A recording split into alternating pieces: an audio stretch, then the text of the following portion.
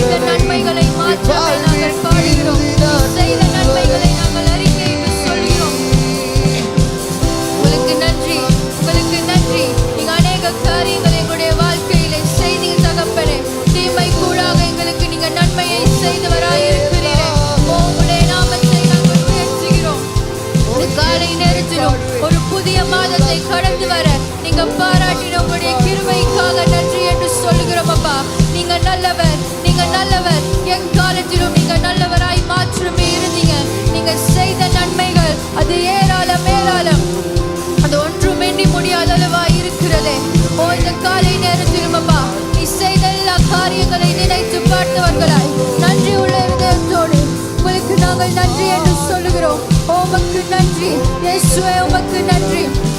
நன்மை செய்தவரே, நீ வாக்கு மாறாதவர், நீங்க வாக்கு உரைத்தவர். நாங்க வேண்டுவதை பார்க்கிறோம், நாங்க நினைப்பதை பார்க்கிறோம், மேலானதை எங்களுக்கு நீங்க செய்தவரே. உம்மை நாங்கள் ஆராதிக்கிறோம், உடைய நாமத்தை உயர்த்துகிறோம். இந்த நேரத்திலும் அப்பா, உங்கள் குரல்களை உயர்த்தி, உங்கள் கரங்களை உயர்த்தி உம்மை நோக்கி பார்த்து உங்களுக்கு நன்றி என்று சொல்கிறோம். ராஜனே, நன்மைகளை செய்கிறவர், நீர் வாக்கு மாறாதவர், நேற்று இன்றும் என்றென்றைக்கும் நீர் உண்மை உள்ளவராய் மாத்திரமே நீர் இருக்கிறீர். உம்மை போல தேவனில்லை, உமக்கொப்பாய் வைத்தொரு தேவனும் இல்லை தகப்பனே. அப்பா, நம்பிக்கை இழந்த எல்லா நேரங்களிலும் எங்களுக்கான நம்பிக்கையை நீங்க கொடுத்தீங்க. நாங்கள் இந்த இடத்துல நிற்பது உங்களுடைய சொந்த கிருபையா இருக்கிறது. உங்களுடைய கிருபை எங்களை நடத்தினது, உங்களுடைய கிருபை எங்களை பின்தொடர்ந்து வந்தது. உங்களுடைய கிருபை அது எங்களுக்காக பரிந்து பேசினது. ஒரு பொழுதும் கைவிடாமல் இந்நாள் வரைக்கும் உங்களுடைய கிருபையினால் எங்களை நீங்க நடத்தி கொண்டு வந்தீங்க. நீங்க நல்லவர், நீங்க நல்லவர். அப்பா, எங்களுக்காக எல்லாவற்றையும் நீங்க செய்து முடித்தவர். பரத்தை விட்டு இறங்கி வந்தவர், சிங்காசனத்தை விட்டு இறங்கி வந்தவர். நீங்க நல்லவர், நீங்க நல்லவர், நீங்க பெரியவர். அப்பா, அப்பா, எங்களால் முடியாத நேரங்களிலே எங்களை தூக்கி சுமந்த நல்ல தகப்பன் நீங்க. மனுஷனோ எங்களை கைவிட்டார்கள், ஆனால் நீங்க மட்டுமாய் தகப்பன் எங்களை கைவிடாமல் நீங்க அழகாக எங்களை நடத்தி கொண்டு வந்தீங்க. குப்பையிலிருந்து எங்களை அப்பா நீங்க தூக்கி எழுந்தீங்க. உடைய பிள்ளையா எங்களை மாற்றினீங்க. உங்களுக்கு நன்றி என்று சொல்கிறோம். அப்பா, உங்களுக்கு நன்றி. நீ செய்த எல்லா காரியங்களுக்காக நன்றி. அப்பா, எங்களை போஷித்தீர், எங்களை வழி நடத்தினீர், எங்களை உடுத்து விட்டீர். அப்பா, என்னிடத்தில் இருக்கும் பலன், அப்பா, நாங்கள் வாழ்கிற இந்த வாழ்க்கை நீங்க எங்களுக்காக கொடுத்தது. அப்பா, என் கையில் இருக்கும் பழமாய் இருக்கட்டும், எல்லா காரியங்களும் உங்களால் நாங்கள் பெற்றுக்கொண்டது. அப்பா, உங்களுக்கு நன்றி என்று சொல்கிறோம். அப்பா, சந்தேகங்கள்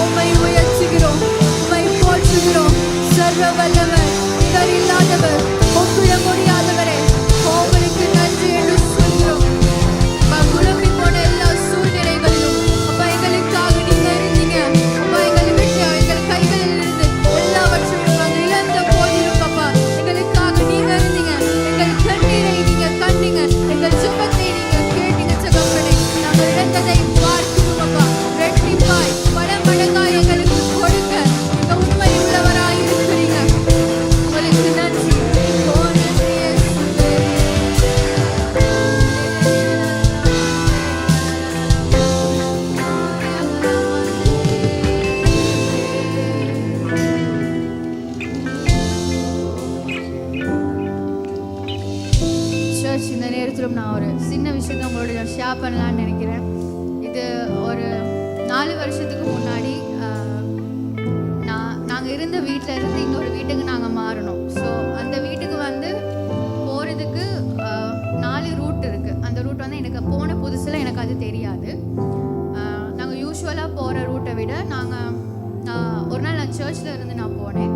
போகும்போது அது வேறு ரூட்டில், வளமையாக போகிற ரோட்டில் வேற ஒரு ரோட்டில் ஷார்ட்கட் மாதிரி போட்டு போனேன். அந்த ரோடு வந்து உடஞ்ச ரோடு, ரொம்ப இருட்டாக இருக்கும் அந்த மாதிரி. அப்போ நான் என்ன செஞ்சேன்னா, நான் பயந்தேன் உண்மைக்குமே.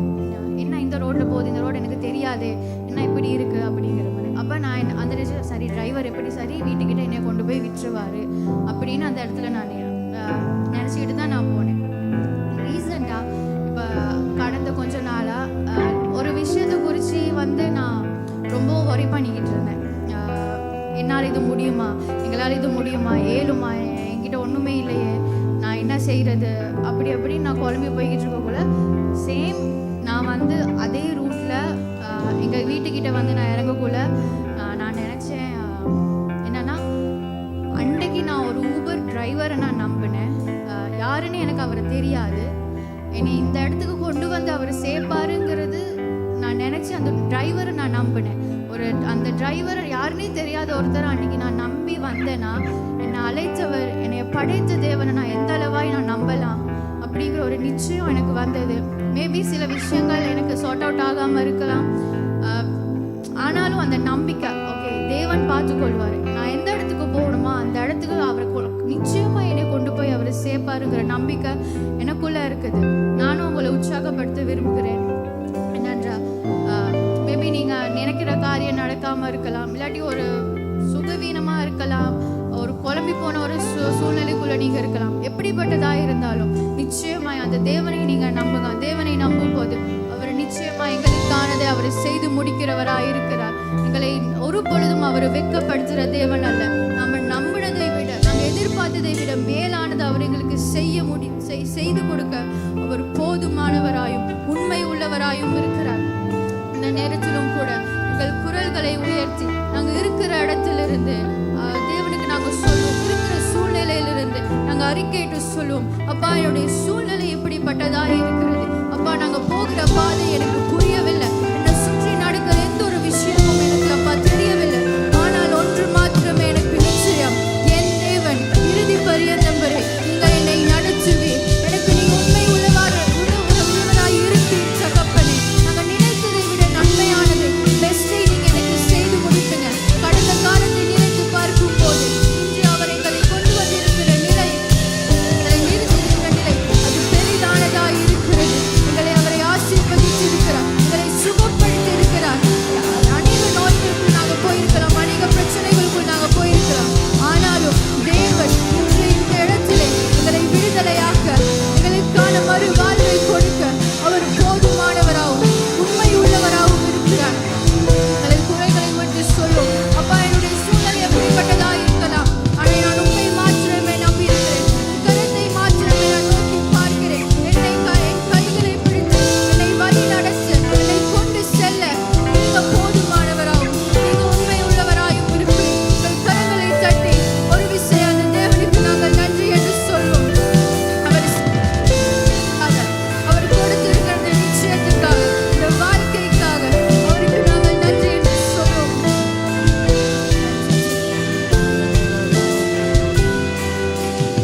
ஆண்டவர் எவ்வளவு உண்மையுள்ள ஆண்டவராய் எங்களுடைய வாழ்க்கையில் இருக்கிறார்.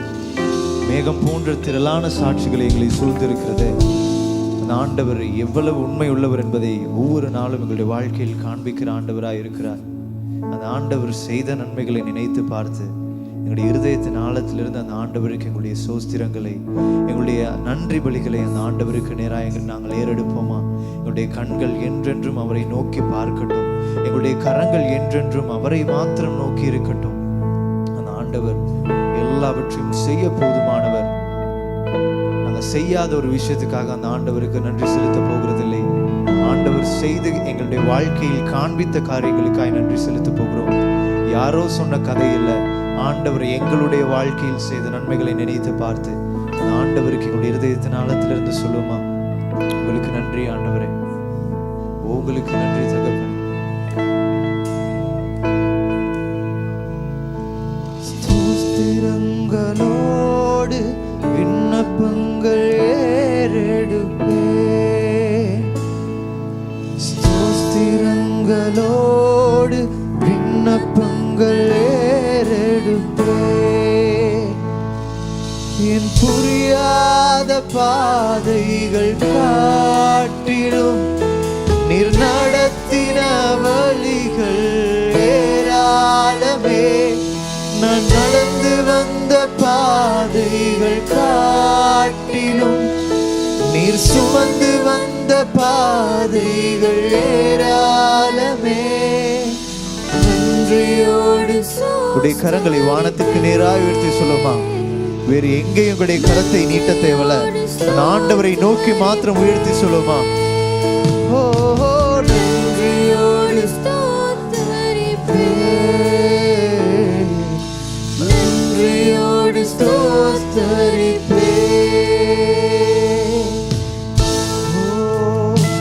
உங்களை மாத்திரம் நன்றியோடு ஸ்தோத்திரிக்கிறோம். உங்களை மாத்திரம் நன்றியோடு உயர்த்துகிறோம் ஆண்டவரே. என் வேலை இன்னும் வரவில்லை என்றவரே, உம் நேரங்களும் காலங்களும் புரிவதில்லை. என் வேலை இன்னும் வரவில்லை என்றவரே, என் நேரங்களும் காலங்களும் புரிவதில்லை. அதினதின் காலத்தில் நேர்த்தியாய் செய்யும், அதினதின் காலத்தில் நேர்த்தியாய் செய்யும். உம் கரத்தை பிடித்து உம் முகத்தை பார்த்து நன்றியோடு ஸ்தோத்திரிப்பேன். நன்றியோடு ஸ்தோத்திரிப்பேன். நன்றியோடு ஸ்தோத்திரிப்பேன். நன்றியோடு ஸ்தோத்திரிப்பேன். புரியாத பாதைகள் காட்டிலும் நீர் நடத்தின வழிகள் ஏராளமே. நான் நடந்து வந்த பாதைகள் காட்டிலும் நீங்க சுமந்து வந்த பாதைகள் தகப்பனே, அது மேலான பாதைகள் ஆண்டவரே. ஓ நன்றியோடு ஸ்தோத்திரிப்பேன். நன்றியோடு ஸ்தோத்திரிப்பேன். ஓ நன்றியோடு ஸ்தோத்திரிப்போம் ஆண்டவரே. நன்றியோடு ஸ்தோத்திரிப்பேன். உம் வழியும் என் வழியும் வேறு என்றிலே, உம் பாதைகளும் நடத்துதலும் புரிவதில்லை. உம் வழியும் என் வழியும் வேறு என்றிலே, உம் பாதைகளும் நடத்துதலும் புரிவதில்லை. அவசரமாயல்ல தாமதமாயல்ல, அவசரமாயல்ல தாமதமாயல்ல, அன்றன்றுள்ள தேவைகளை அதிசயமாய் சந்தித்தீர். கரங்கள் உயர்த்தி சொல்லுமாப்பா. நன்றியோடு உங்களை ஸ்தோத்திரிக்கிறோம். நன்றியோடு ஸ்தோத்திரிப்பேன். நன்றியோடு ஸ்தோத்திரிப்பேன். நன்றியோடு ஸ்தோத்திரிப்பேன். ஓ நன்றியோடு நன்றியோடு ஸ்தோத்திரிப்பேன். நன்றியோடு ஸ்தோத்திரிப்பேன். நன்றியோடு நன்றியோடு ஸ்தோத்திரிப்பேன். நன்றியோடு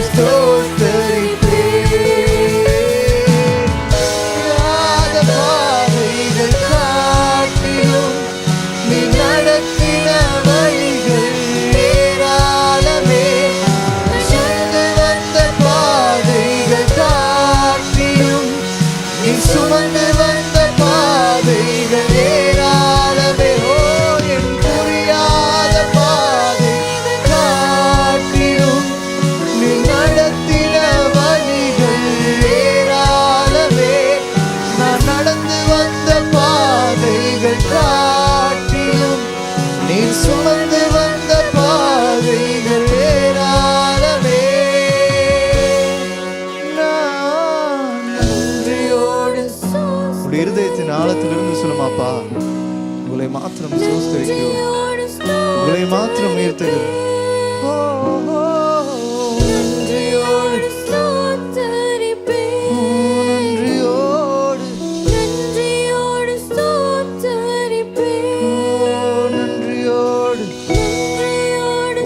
கொடுத்த குடும்பத்திற்காய் நன்றியோடு ஸ்தோத்திரிக்கிறோம் ஆண்டவரே. நீங்க கொடுத்த தொழிலுக்காய் நன்றியோடு ஸ்தோத்திரிக்கிறோம். நீங்க கொடுத்த உறவுகளுக்காய் நன்றியோடு உம்மை ஸ்தோத்திரிக்கிறோம் ஆண்டவரே. நீங்க கொடுத்த உயர்வுகளுக்காய் உங்களை நன்றியோடு ஸ்தோத்திரிக்கிறோம். நீங்க கொடுத்த சுகத்திற்காய் உங்களை நன்றியோடு ஸ்தோத்திரிக்கிறோம் ஆண்டவரே. நீங்க கொடுத்த பலனுக்காய் உங்களை நன்றியோடு ஸ்தோத்திரிக்கிறோம்.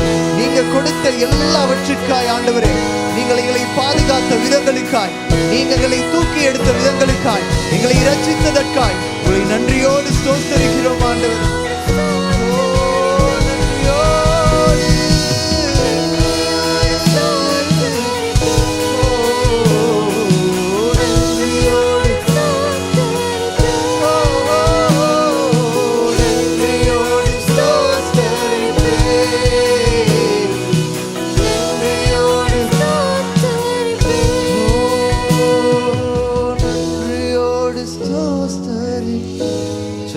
இருதயத்தின் ஆழத்திலிருந்து சொல்லுமா, நன்றியோடு உங்களை ஸ்தோத்திரிக்கிறோம் ஆண்டவரே.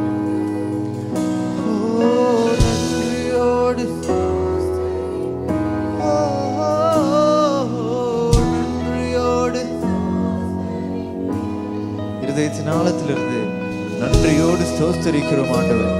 அவர் செய்த எல்லா நன்மைகளையும் நினைத்து பார்த்து எங்களை பாதுகாத்து எங்களை அரவணைத்து தம்முடைய மிகுந்த கிருபையினாலும் இரக்கத்தினாலும் நடத்தின எங்கள் ஆண்டவருக்கு இருதயத்தின் ஆழத்திலிருந்து சொல்லும், அப்பா உங்களை நன்றியோடு ஸ்தோத்திரிக்கிறோம் அப்பா. நன்றியோடு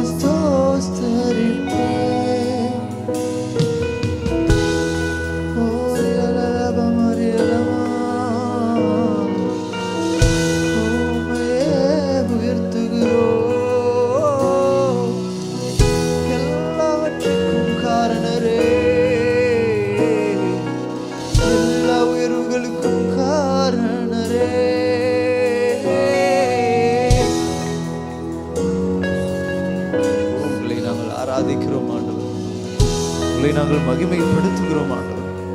நீர் செய்த எல்லாவற்றையும் நினைத்து பார்த்து நீங்க பாராட்டின எல்லா தயவுகளுக்காகவும் எல்லா கிருபைகளுக்காகவும் அப்பா எங்கள் மேல வைத்த உங்களுடைய அந்த அளவில்லாத அந்த அன்பிற்காக அப்பா நீங்கள் எங்க மேல வைத்திருக்கிற அந்த நம்பிக்கைக்காக உங்களுக்கு நன்றி செலுத்துகிறோம். என்னுடைய மகன் என்னுடைய மகள் என்னுடையவள் என்று சொல்லி ஆண்டவரே நீங்க சேர்த்துக் கொள்ளுகிறீங்களே, உங்களுக்கு நன்றி. எத்தனை தடவை விழுந்து போனாலும், எத்தனை தடவை சோர்ந்து போயிருந்தாலும் என் ஆண்டவர் முன்னோக்கி எங்களை அழைத்து கொண்டு போகிறீரே, உங்களுக்கு நன்றி செலுத்துகிறோம் ஆண்டவர். எங்களுடைய வேதனைகளை அறிந்திருக்கிற ஆண்டவர், எங்கள் கஷ்டங்களை அறிந்திருக்கிற ஆண்டவர், எங்கள் சந்தோஷத்தில் எங்களோடு இருக்கிற ஆண்டவர், எங்களுக்கான ஜெயத்தை எங்களுக்கான சமாதானத்தை கொடுத்தீங்களே அப்பா. நீங்க எவ்வளவு நல்லவர் ஆண்டவரே.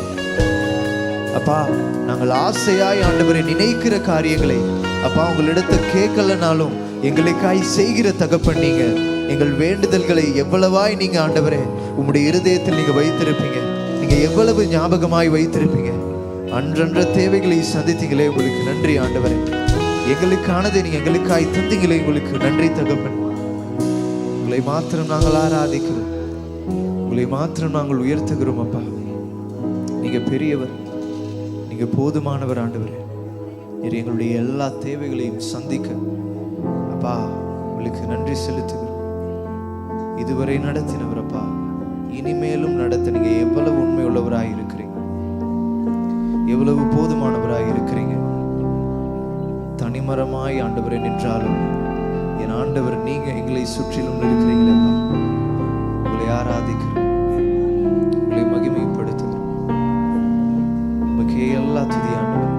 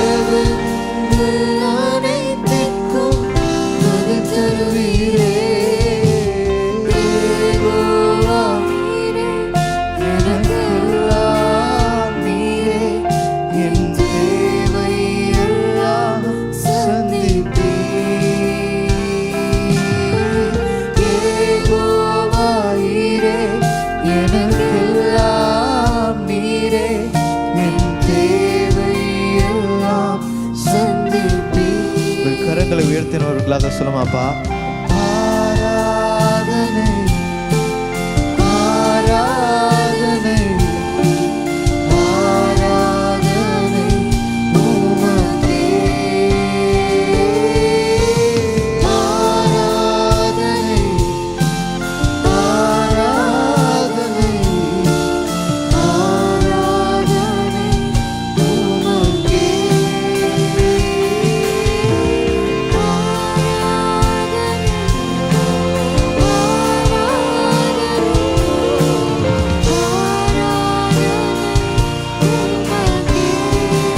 எங்களை நடத்துகிறதோவர்,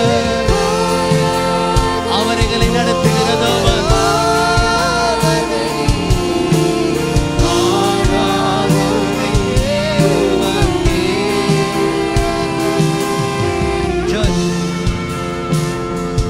ஆபிரகாமை தேவன் நாட்களிலே எவ்விதமாய் வழி நடத்தினார் என்பதை நாங்கள் அறிந்திருக்கிறோம்.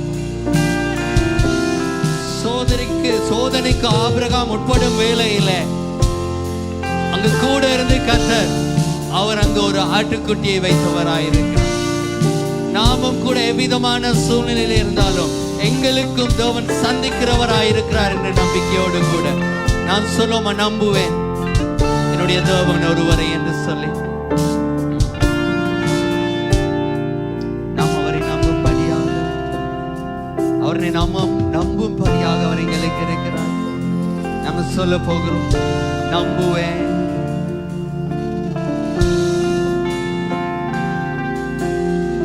ஆண்டவரே, நாங்கள் உம்மை நம்புகிறோம். ஆண்டவரே, நீர் ஒருவரே நாங்கள் நம்பத்தக்க தேவனாய் இருக்கிறீர். நீர் ஒருவர் மாத்திரமே எங்களுடைய நம்பிக்கை நங்கூரமாய் இருக்கிறீர். ஆண்டவரே, உம்மை நோக்கி பார்க்கிறோம் ஐயா. எங்கள் எல்லாவற்றையும் நீர் செய்கிறதோ இருக்கிறீர். எஸ் லார்ட், எங்களுக்கு எல்லாவற்றையும் சந்திக்கிறதோ. இந்த நேரத்திலும் கூட தேவைகளோடு பாரத்தோடு நீங்கள் இருப்பீர்களே. ஆனால் அதே போல என்னுடைய கரங்களிலும் சில விண்ணப்பங்கள் இருக்கிறது. இந்த விண்ணப்பங்களை நாங்கள் நினைத்தவர்களாக தேவ சமூகத்தில் நாங்கள் ஜெபிக்க போகிறோம். ஆன்லைனு கூட இணைந்திருக்கிற நீங்களும் கூட உங்களுடைய ஜெப தேவைகளை உங்கள் வருகிற லிங்க்கு கூட நீங்கள் அறியப்படுத்தலாம். உங்களுக்காக நாங்கள் ஜெபிக்க ஆயத்தமாயிருக்கிறோம். நாங்கள் எல்லாம் ஒரே சிந்தையோடு ஒரே ஆத்துமாவோடு எங்களுடைய தேவைகளை தேவ சமூகத்தில் எங்களுக்காக சந்திக்கிற தேவனுக்கு மத்தியில நாங்கள் சொல்ல போகிறோம். வல்லமையுள்ள தகப்பனே, இயேசுவின் நாமத்தினாலே இந்த காலை பொழுதில் உம்முடைய சமூகத்திலே கூடி வந்திருக்கிறோம் ஐயா. ஆண்டவரே, நீர் எல்லாவற்றையும் அறிந்த தேவன், எங்களுடைய தேவைகள் எல்லாவற்றையும் சந்திக்கிறவராயிருக்கிறோம். யெகோவா ஈரே, நீர் எங்களுக்கு எல்லா காரியத்தையும் வாய்க்க பண்ணுகிறவர். உம்முடைய சமூகத்தில் நம்முடைய பிள்ளைகளாக நம்பிக்கையோடு கூட வந்திருக்கிறோம். ஆண்டவரே, இந்த இடத்துல யார் யார் ஜெப தேவைகளோடு விண்ணப்பங்களோடு ஆண்டவரே, ஒரு ஏக்கத்தோடு ஆண்டவரே, கலங்கிய மனதோடு ஆண்டவரே, யாரிடம் சொல்லுவது, யார் எனக்கு உதவுவா என்று தெரியாதபடி ஆண்டவரே, இந்த காலை வேளையில இருதயங்களை வைத்துக் கொண்டு ஆண்டவரே, தங்களுடைய விண்ணப்பங்களை உமக்கு முன்பதாக வைத்திருக்கிறார்கள். அவர்கள் ஒவ்வொருடைய விண்ணப்பங்களும் உமக்கு முன்பதாக இருக்கிறது ஆண்டவரே. நீர் காண்கிறதோவன் ஆண்டவரே, நீர் காண்கிறதோவன். நீர் அவர்களுடைய இருதயங்களை கண்டு அவர்களுக்கான பதிலை நீர் தந்தரும்படியாக இயேசுவின் வல்லமையுள்ள நாமத்தினால் ஜெபித்து ஒப்புக் கொடுக்கிறோம் நல்ல பிதாவே. ஆமென், ஆமென். சர்ச், உங்களுக்கு ஜெப தேவைகள் இருக்குமே, ஆனால் நீங்க இருக்கிற சேர்ஸுக்கு முன்பதாக இருக்கிற பவுச்சில் பாருங்க, ஒரு ரெட் கலர் கார்டு இருக்கும். அந்த கார்டை நீங்க ஃபில் பண்ணி ஆஃபரிங் டைம்ல ட்ராப் பண்ணுவதற்கு கூடாக நாங்கள் உங்களுக்காக தொடர்ச்சியாக ஜெபிக்க ஆயத்தமாயிருக்கிறோம். ஆகவே நீங்கள் அந்த ஜெப தேவைகளை நீங்கள் எழுதி நீங்கள் ஆஃபரிங் டைம்ல ட்ராப் பண்ணலாம். அது மாத்திரமல்ல, கர்த்தர் ஒவ்வொரு நாளும் எங்களுடைய வாழ்க்கையில அற்புதமான காரியங்களை அதிசய விதமாக எதிர்பாராத விதமாக செய்து கொண்டிருக்கிறார். அந்த தேவனுக்கு நாங்கள் கரங்களை தட்டி ஒரு வீசை நாங்கள் நன்றி செலுத்துவோமா? அவர் எங்களை சந்தித்து வழிநடத்துகிறது. அதே போல உங்களுக்கு சாட்சிகள் இருக்குமே, ஆனால் கர்த்தர் உங்களுடைய வாழ்க்கையில செய்த நன்மைகளை சபையாக நாங்கள் தேவனை மகிமைப்படுத்தவும், அது மாத்திரமல்ல மற்றவர்களுடைய சாட்சியை கேட்டு அவர்கள் பலப்படவும் நீங்கள் செய்ய வேண்டியது, நீங்க இருக்கிற சேர்ஸுக்கு முன்பதாக இருக்க பவுச்சில் பார்க்க ஒரு கிரீன் கலர் கார்டு இருக்கும். அந்த கிரீன் கலர் கார்டை ஃபில் பண்ணி, அது சாட்சியினுடைய கார்டுக்கு சாட்சி அறிக்கை அட்டையா இருக்கிறது. நீங்க அதை ஃபில் பண்ணி ஆஃபரிங் பேக்ல ட்ராப் பண்ணலாம். அதற்கூடாக நாங்கள் அதை அறிந்து கொள்ள எங்களுக்கு உதவியாக இருக்கும். ஆன்லைன் கூடாக இணைந்திருக்க நீங்களும் கூட வருகிற லிங்க்ஸ்களை நீங்கள் ஃபாலோ பண்ணுவதற்கூடாக உங்களுடைய சாட்சிகள், உங்களுடைய விண்ணப்பங்கள் எங்களுக்கு உதவியாக இருக்கும். எஸ் சர்ச் மீண்டுமாக இந்த நாளிலே கூடி வந்திருக்க உங்கள் யாவரையும் இயேசு கிறிஸ்துவின் வல்லமையுள்ள நாமத்தினாலே வாழ்த்தி வரவேற்கிறோம். இது உங்களுடைய நேரமாக இருக்கிறது. நீங்கள் இருக்கிற இடத்தை விட்டு கடந்து சென்று ஒருவரை வாழ்த்தி வரும்படியாக நாங்களே அன்புடன் கேட்டுக்கொள்கிறோம். எஸ் ஆன்லைனுக்கு கூட இணைந்திருக்கிற உங்களை கூட நாங்கள் வாழ்த்தி வரவேற்கிறோம். இந்த நாளிலே நீர் எங்களோடு கூட இணைந்திருப்பது எங்களுக்கு சந்தோஷத்தையும் மகிழ்ச்சியும் தருகிறது.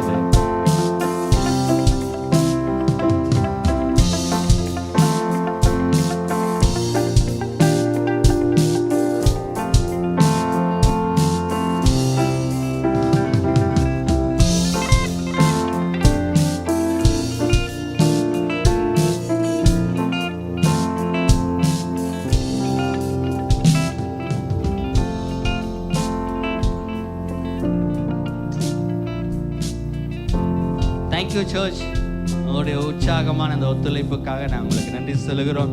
இந்த நாளிலே புதிதாக நீங்கள் யாராவது எங்களோடு கூட இந்த ஆராதனையிலே தேவனை ஆராதிக்க, தேவனுடைய அன்பை அதாவது பகிர்ந்து கொள்ள, அதை நாங்கள் கொண்டாட கூடி வந்திருப்பீர்கள். ஆனால் யாராவது புதிதாக இந்த இடத்துல உங்களையும் கூட நாங்கள் CGTயினுடைய உற்சாகமான கரகோஷத்தோடு கூட உங்களை வாழ்த்தி வரவேற்கிறோம். எஸ், அப்படியாக நீங்கள் யாராவது இந்த நாளிலே முதலாவது தரமாக இந்த இடத்துல கூடி வந்திருப்பீர்கள்னு சொன்னால் உங்களிடத்துல சிறிய ஒரு வேண்டுகோள், நீங்கள் இருக்கிற சேர்ஸுக்கு முன்பதாக பாருங்கள், ஒரு ப்ளூ கலர் கார்டு இருக்கும்.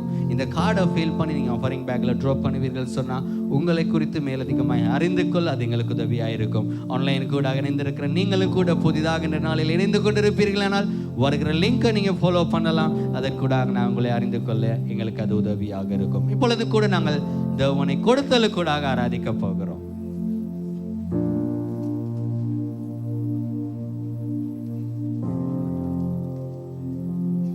தொடர்ந்து கொடுத்தலுக்கூடாக தேவனை ஆராதிக்க போகிறோம்.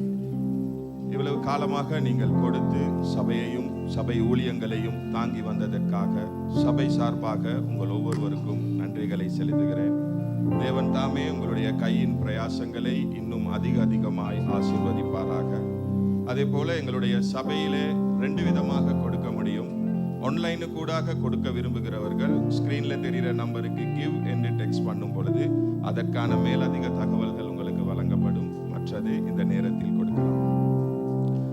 லூக்கா 10ஆம் அதிகாரம் 30 35 வசனங்களை வாசிக்கும் பொழுது ஒரு மனிதன் கொள்ளைக்காரர்களால் தாக்கப்பட்டு வீதியிலே விழுந்து கிடக்கிறான்.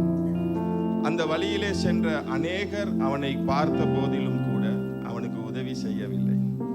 அந்த வழியிலே வந்த ஒரு சமாரியன் அந்த மனிதனுடைய காயங்களை கட்டி அவன் இருப்பதற்கான ஒரு இடத்திற்கு அழைத்து சென்று மேலதிக தேவைகளையும் அவன் பொறுப்பெடுத்துக் கொள்கிறான். இந்த பகுதியிலே இந்த சமாரியன் அவனுடைய அன்பை கொடுக்கிறதை நாங்கள் காணக்கூடியதா இருக்கிறது. எங்களுடைய வாழ்க்கையிலையும் கூட நாங்கள் மாதம் தோறும் எங்களுடைய தசம பாகங்களை கொடுக்கிறவர்களாக இருக்கலாம், வேறு ஊழியங்களுக்கு கொடுக்கிறவர்களாக இருக்கலாம். அதே போல அன்பில்லாதவர்களுக்கு எங்களுடைய அன்பை கொடுக்கிறவர்களாகவும் நாங்கள் இருக்க வேண்டும். அதை கருத்தில் கொண்டவர்களாக எங்களுடைய தசம பாகங்கள் காணிக்கைகளை கரத்தில் எடுத்து ஜெபம் செய்வோம். தகப்பனே, இந்த நேரத்திலும் கூட முதலாவது உங்களுக்கு நன்றி செலுத்துகிறோம். எங்களுடைய வாழ்க்கையிலே நீர் பாராட்டி கொண்டிருக்கிற ஒவ்வொரு கிருபைகளுக்காகவும் நன்மைகளுக்காகவும் உங்களுக்கு நன்றி என்று சொல்லுகிறோம் ஐயா. ஆண்டவரே, மாதம் தோறும் நாங்கள் சம்பாதிக்கத்தக்கதான எங்களுக்கு ஞானத்தை தந்திருக்கிறீர், சரீர ஆரோக்கியத்தை பலத்தை எங்களுக்கு தந்திருக்கிறதற்காக உமக்கு நன்றி என்று சொல்லுகிறோம் ஐயா. ஆண்டவரே, இன்னும் அதிகமாய் உங்களுடைய சமூகத்தில் வந்து கொடுக்கத்தக்கதாயும் அன்பில்லாதவர்களுக்கு அன்பை கொடுக்கத்தக்கதாயும் எங்களுடைய வாழ்க்கைகளிலே ஒரு மாற்றம் உண்டாகட்டும் என்று ஜெபிக்கிறேன் ஐயா. அதே போல வேலைக்காக வியாபாரத்திற்காக எதிர்பார்த்து கொண்டிருக்கிற ஒவ்வொருவருடைய தேவைகளையும் கர்த்தர் சந்திக்க போகிறதற்காக ஸ்தோத்திரம். அவர்களுடைய வாழ்க்கைகளிலும் ஒரு மாற்றம் உண்டாக போகிறதற்காக உமக்கு நன்றி என்று சொல்லுகிறேன் ஐயா. அதே போல ஆண்டவரே, கடன் பிரச்சனைகளோடு வாழுகிற ஒவ்வொருவருடைய கடன் பாரங்கள் நீங்கட்டும் என்று ஜெபிக்கிறேன். இயேசுவின் நாமத்தினால் எங்கள் ஒவ்வொருவரையும் உங்களுடைய சமூகத்தில் ஒப்பு கொடுத்து ஜெபிக்கிறேன் நல்ல தகப்பனே. ஆமென்.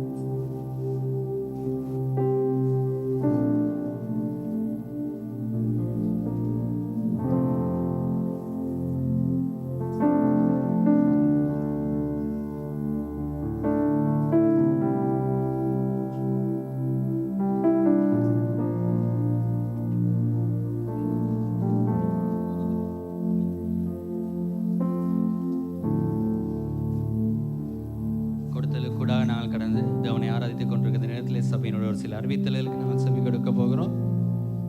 வருகிற 13ஆம் தேதி சனிக்கிழமை இந்த இடத்துல டேப் ட்ராக் ஃபேர் நடக்கிறது. தொடர்ச்சியாக உங்களுக்கு அறிவிக்கப்பட்டு வருகிறது. இதில் பதிவு செய்யாதவர்கள் இதில் கலந்து கொள்ள ஆர்வத்தோடு இருக்கிறவர்களை நாங்கள் உங்களை உற்சாகப்படுத்துகிறோம். இந்த டேப் ட்ராக் ஃபேரு கூடாக நீங்கள் கலந்து கொண்டு இன்னுமாய் அதிகமாய் சபையை குறித்தும் எங்களுடைய ஆவிக்குரிய வாழ்க்கையிலும் ஒளிய வாழ்க்கையிலும் நாங்கள் பிறருக்கு எப்படியாக ஆசீர்வாதமாக இருக்கலாம் என்பதை அறிந்து கொள்ள அது எங்களுக்கு உதவியாக இருக்கும். ஆகவே வருகிற சனிக்கிழமை காலை 9 மணி முதல் 12 மணி வரை இந்த இடத்துல டேப் ட்ராக் ஃபேர் நடைபெறுகிறது. இதை நீங்கள் ஞாபகத்தில் வைத்துக் கொள்ளுங்க. பதிவு செய்யாதவர்கள் இன்ஃபோ டெஸ்கில் நீங்கள் போய் பதிவு செய்து கடந்து செல்லலாம். அதே போல வருகிற 21ஆம் தேதி ஞாயிற்றுக்கிழமை இந்த இடத்துல ஃபாதர்ஸ் டே செலிப்ரேஷன்ஸ் இங்கே ஆயத்தப்படுத்தப்பட்டிருக்கிறது. இந்த இடத்துல அநேக ஃபாதர்ஸ் இருக்கிறீங்க. அதோடு கூட எங்களை சுற்றி நாங்கள் வாழ்கிற பிரதேசத்தில் இந்த அன்பை அறியாத, எங்களுடைய இயேசுப்பாட அன்பை அறியாத நிறைய ஃபாதர்ஸ் அப்பா அம்மா வெளியில இருக்கிறாங்க. அந்த இயேசுப்பாட அன்பை அறியாத அப்பா அம்மாரை கூட்டி கொண்டு வந்து இந்த இடத்துல அன்பை, அந்த இயேசுப்பாட அன்பை உணர்ந்து கொள்வதற்கு நாங்கள் ஒரு சந்தர்ப்பத்தை ஏற்படுத்தி கொடுக்கறதுக்கு இது ஒரு நல்ல வாய்ப்பாக இருக்கிறது. ஆகவே நீ ஞாபகத்தில் வைத்துக் கொள்ளுங்க. இன்னும் 2 கிழமை இருக்குது. நாங்கள் போய் ப்ரிப்பேர் ஆகுவோம். எங்களை சுற்றி இருக்கிற யாராவது ஒரு தகப்பன் ஒருவரை கூட்டிக் கொண்டு வந்து தேவ அன்போடு அவரை நாங்கள் இணைக்க அது எங்களுக்கு உதவியாக இருக்கும். ஸோ அதற்கான இன்விடேஷன்ஸ் நெக்ஸ்ட் வீக் நீங்கள் பெற்றுக்கொள்ளலாம். நீங்கள் ஆயத்தத்தோடு அந்த காரியத்துக்கு நீங்கள் ப்ரிப்பேர் ஆகும்படியாக கேட்டுக்கொள்கிறோம், உங்களை உற்சாகப்படுத்துகிறோம். அது மாத்திரமல்ல, இன்றிலிருந்து வருகிற சனிக்கிழமை வரையான நாட்களுக்குள்ளே பிறந்த நாட்கள், திருமண நாட்களை கொண்டார்கள் யாராவது இருப்பீர்களேனால் நீங்கள் எழுந்து நிற்கும்படியாக கேட்டுக்கொள்கிறோம். உங்களுக்காக வாழ்த்தி பாடவும் உங்களுக்காக செபிக்கவும் நாங்கள் ஆயத்தமாக இருக்கிறோம்.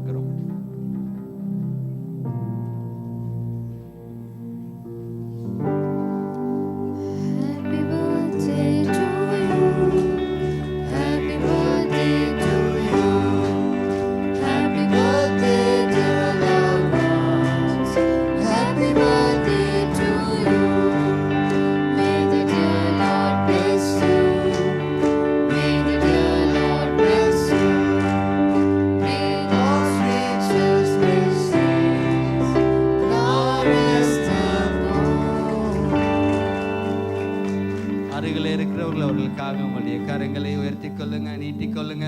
உங்களுடைய இருதயங்களையும் செபத்தோடு கூட கலந்து கொள்ளும்படியாக செபிக்கிறோம். வல்லமையுள்ள தகப்பனே, உமக்கு நன்றி சொல்லுகிறோம்.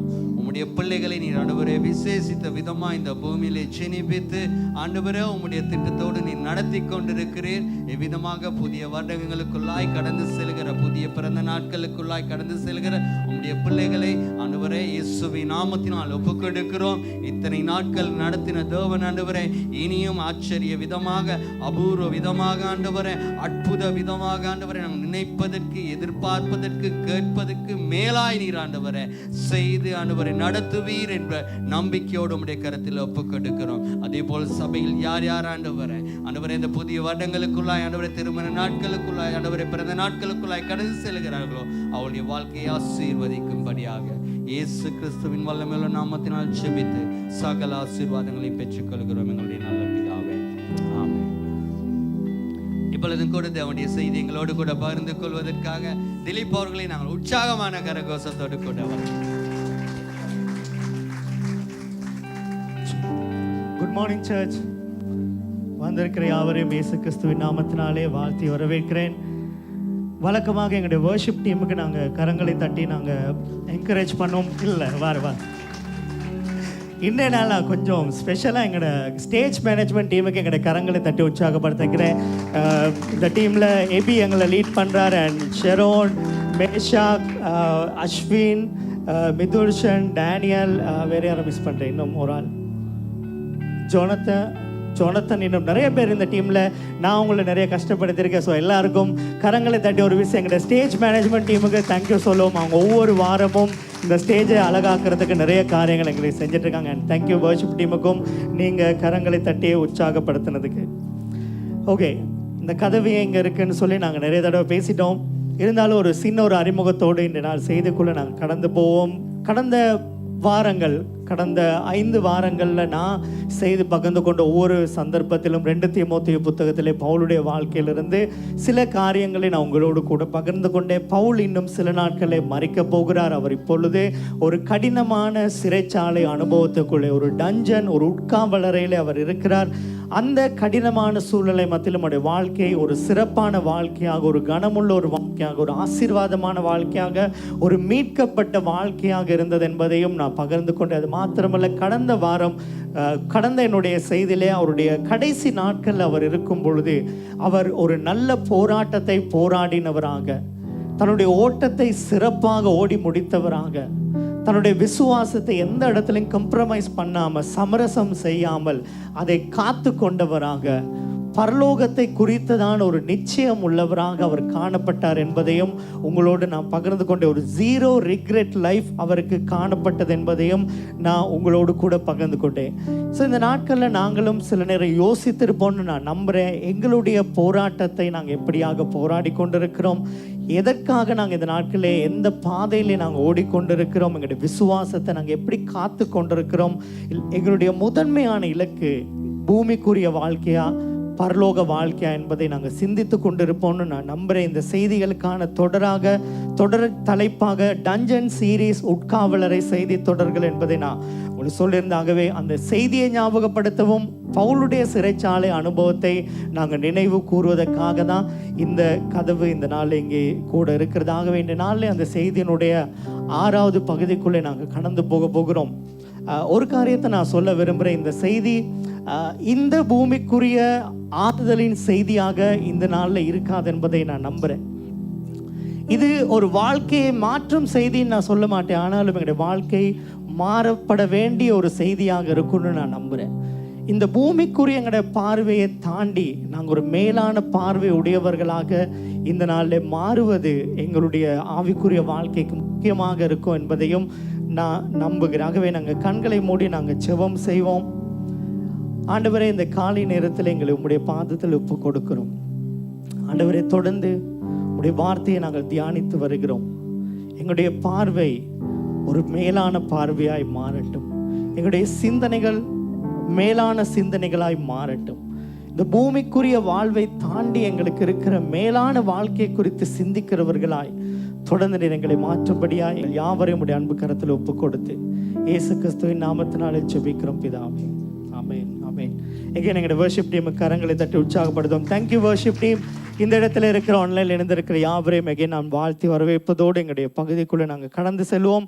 கடந்த வாரம் நாங்கள் தியானித்த வேத பகுதிக்கினுடைய 2வது பகுதிக்குள்ளே நாங்கள் போகிறோம். 2 தீமோத்தேயு 4வது அதிகாரத்தினுடைய 8வது வசனத்திலே பவுல் நல்ல போராட்டத்தை நான் போராடினேன். 7ஆம் வசனத்தில் நான் என்னுடைய ஓட்டத்தை முடித்தேன், விசுவாசத்தை காத்து கொண்டேன்னு சொன்ன பிறகு 8வது வசனத்துக்கு வரும்பொழுது சொல்லுகிறார், இது முதல் நீதியின் கிரீடம் எனக்காக வைக்கப்பட்டிருக்கிறது. நீதியுள்ள நியாயாதிபதியாகிய கர்த்தர் அந்நாளில் அதை எனக்கு தந்தருளுவார். எனக்கு மாத்திரமல்ல, அவர் பிரசன்னமாகுதலை விரும்பும் யாவருக்கும் அதை தந்தருளுவார்னு சொல்லுகிறார். பவுலுக்கு எந்த அளவுக்கு ஒரு நிச்சயம் இருந்ததோ, நான் இந்த பூமியின் வாழ்க்கையை முடித்து நான் பரலோகம் போகும் பொழுது எனக்காக ஒரு கிரீடம் வைக்கப்பட்டிருக்கிறது என்கிற நிச்சயம் இருந்ததோ, அதே நிச்சயத்தோடு அவர் சொல்லுகிறார், யாரெல்லாம் அவருடைய பிரசன்னமாகுதலை விரும்புகிறார்களோ அவங்க ஒவ்வொருவருக்கும் கூட அதே நிச்சயத்தோடு பரலோகத்திலே ஒரு கிரீடம் வைக்கப்பட்டிருக்கிறது. ஸோ முதலாவது நாங்கள் பார்ப்போம், இந்த கிரீடம் அப்படின்னா என்னது, இது ஏன் எங்களுக்கு அவசியம் என்பதை நாங்கள் புரிந்து கொண்டா இது ஏன் எங்களுக்கு அவசியம் என்பதை இன்னும் நாங்கள் தெளிவுபடுத்திக்கலாம். பவுல் எழுதுகிற இந்த ரோம கிரீக்க பின்னணியில் 2 விதமான கிரீடங்கள் காணப்பட்டது உங்களுக்கு ஸ்க்ரீனில் காண்பிக்கப்படும். ஒன்று தங்கம் வைரம் பதித்த அரண்மனைக்குரிய ஒரு கிரீடம். இது ராஜாக்களுக்கும் அரச பதவிகளை இருக்கிறவர்களுக்கும் கொடுக்கப்படுகிற ஒரு கிரீடம். இன்னொன்று ஸ்டெஃபனோஸ்னு சொல்லப்படுகிற கூடுதலாக ஒலிவ இலைகளினாலே செய்யப்பட்ட இன்னும் ஒரு கிரீடம்.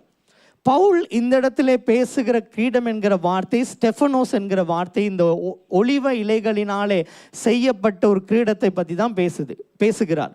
ஸோ அந்த நாட்களில் இது யாருக்கு கொடுக்கப்பட்டது என்பதை நாங்கள் புரிந்து கொள்ளும் பொழுது இதனுடைய பின்னணி எங்களுக்கு இன்னும் அதிகமாக புரிந்துக்கலாம்.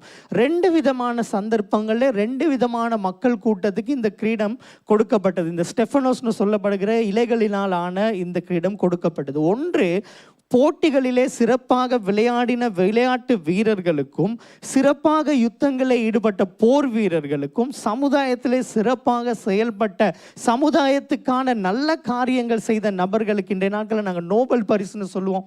அது போன்ற அவர்களை கனப்படுத்துவதற்காக இந்த கிரீடம் கொடுக்கப்பட்டுள்ளது. ஆகவே இந்த கிரீடத்தை ஒருவர் பெறுகிறார்னு சொன்னால் அதனுடைய அர்த்தம் என்னன்னு பார்ப்போமா இருந்தால், ஒருவர் தன்னுடைய பணியை பொறுப்பை சிறப்பாக செய்துள்ளார், தனது ஓட்டத்தை நன்றாக ஓடி முடித்துள்ளார் என்பதுதான் அந்த கிரீடத்தினுடைய அர்த்தம்.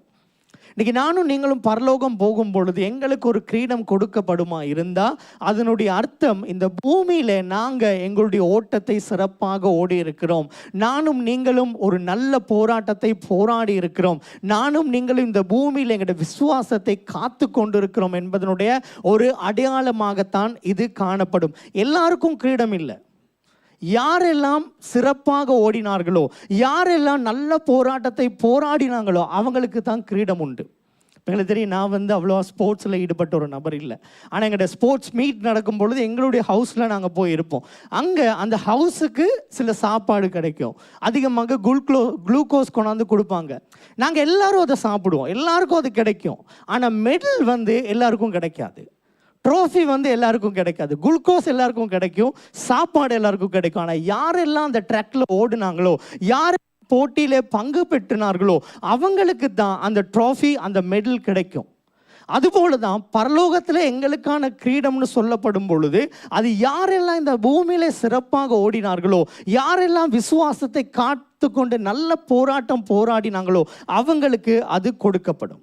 ரெண்டாவது, இது யாருக்கு அந்த நாட்களில் கொடுக்கப்பட்டதுன்னா, கெஸ்ட்மார், விருந்தினருக்கு இது கொடுக்கப்படும். ஒரு செலிப்ரேஷன் நடக்குதா இருந்தால், ஒரு கொண்டாட்டம் நடக்குதா இருந்தால், அந்த கொண்டாட்டத்துக்கு அழைக்கப்பட்ட விருந்தினருக்கு இந்த கிரீடம் வழங்கப்படும். எதுக்காக அவங்க கொடுக்குறாங்கன்னா, நீங்கள் ஒரு வெளிநபர் அல்ல, இந்த இடத்துக்கும் இந்த கொண்டாட்டத்துக்கும் நீங்கள் சொந்தமானவர் என்பதற்கான ஒரு அடையாளமாக இந்த கிரீடத்தை அந்த நாட்களிலே கொடுப்பாங்க. ஆகவே நானும் நீங்களும் பரலோகம் போகும் பொழுது எங்களுக்கு ஒரு கிரீடம் கொடுக்கப்படுமா இருந்தால் அதுக்கு இன்னும் ஒரு அர்த்தம் இருக்குது. நானும் நீங்களும் பரலோக கொண்டாட்டத்துக்கு அழைக்கப்பட்டவர்களாக இருக்கிறோம், நாங்கள் பரலோகத்துக்கு சொந்தமானவர்களாக இருக்கிறோம் என்பதனுடைய அர்த்தமாக அது காணப்படும். இன்றைக்கி நாங்கள் ஒரு ஹோட்டலுக்கு போவோமா இருந்தால், ஏதோ ஒரு ஒன் டே அவுட்டிங் மாதிரி நாங்கள் போகும்போது எங்கள்கிட்ட கையில் ஒரு பேண்ட் ஒன்று போடுவாங்க. அதனுடைய அர்த்தம் என்ன, இந்த டே ஃபுல்லாக நீங்கள் இங்கே இருக்கிறதுக்கு நீங்கள் அனுமதிக்கப்பட்டிருக்கிறீங்க, உங்களுக்கு இங்கே சாப்பாடு இருக்குது, நீங்கள் இந்த தங்கலாம், இந்த பூல் யூஸ் பண்ணலாம், இது எல்லாத்துக்குமான அடையாளமாக அந்த பேண்ட் வழங்கப்படும். பரலோகத்தில் நாங்கள் பரலோகத்துக்கு சொந்தமானவர்கள், அந்த கொண்டாட்டத்துக்கு அழைக்கப்பட்டவர்கள் என்பதற்கான அடையாளம் அங்கே கொடுக்கப்படுகிற அந்த கிரீடம். ஸோ இந்த கிரீடம் கடவுளுக்கும் எங்களுக்கும் இடையிலான உறவின் மேன்மையும், அவர் எங்களுக்கு நம்பி கொடுத்த காரியங்களுக்கு நாங்கள் உண்மையாக இருந்தோம் என்பதனுடைய ஒரு ரெக்கக்னிஷன், ஒரு அங்கீகாரம், ஒரு அல்டிமேட் வேலிடேஷன், ஒரு ஆனர். 1 கொரிந்தியர் 9:24 ஒரு வேதாமத்தில் நாங்கள் திருப்பிக் கொள்வோம். பவுல் இப்படியான ஒரு வார்த்தையை அந்த ஜனங்களுக்கு சொல்கிறார். 1 கொரிந்தியர் 9:24.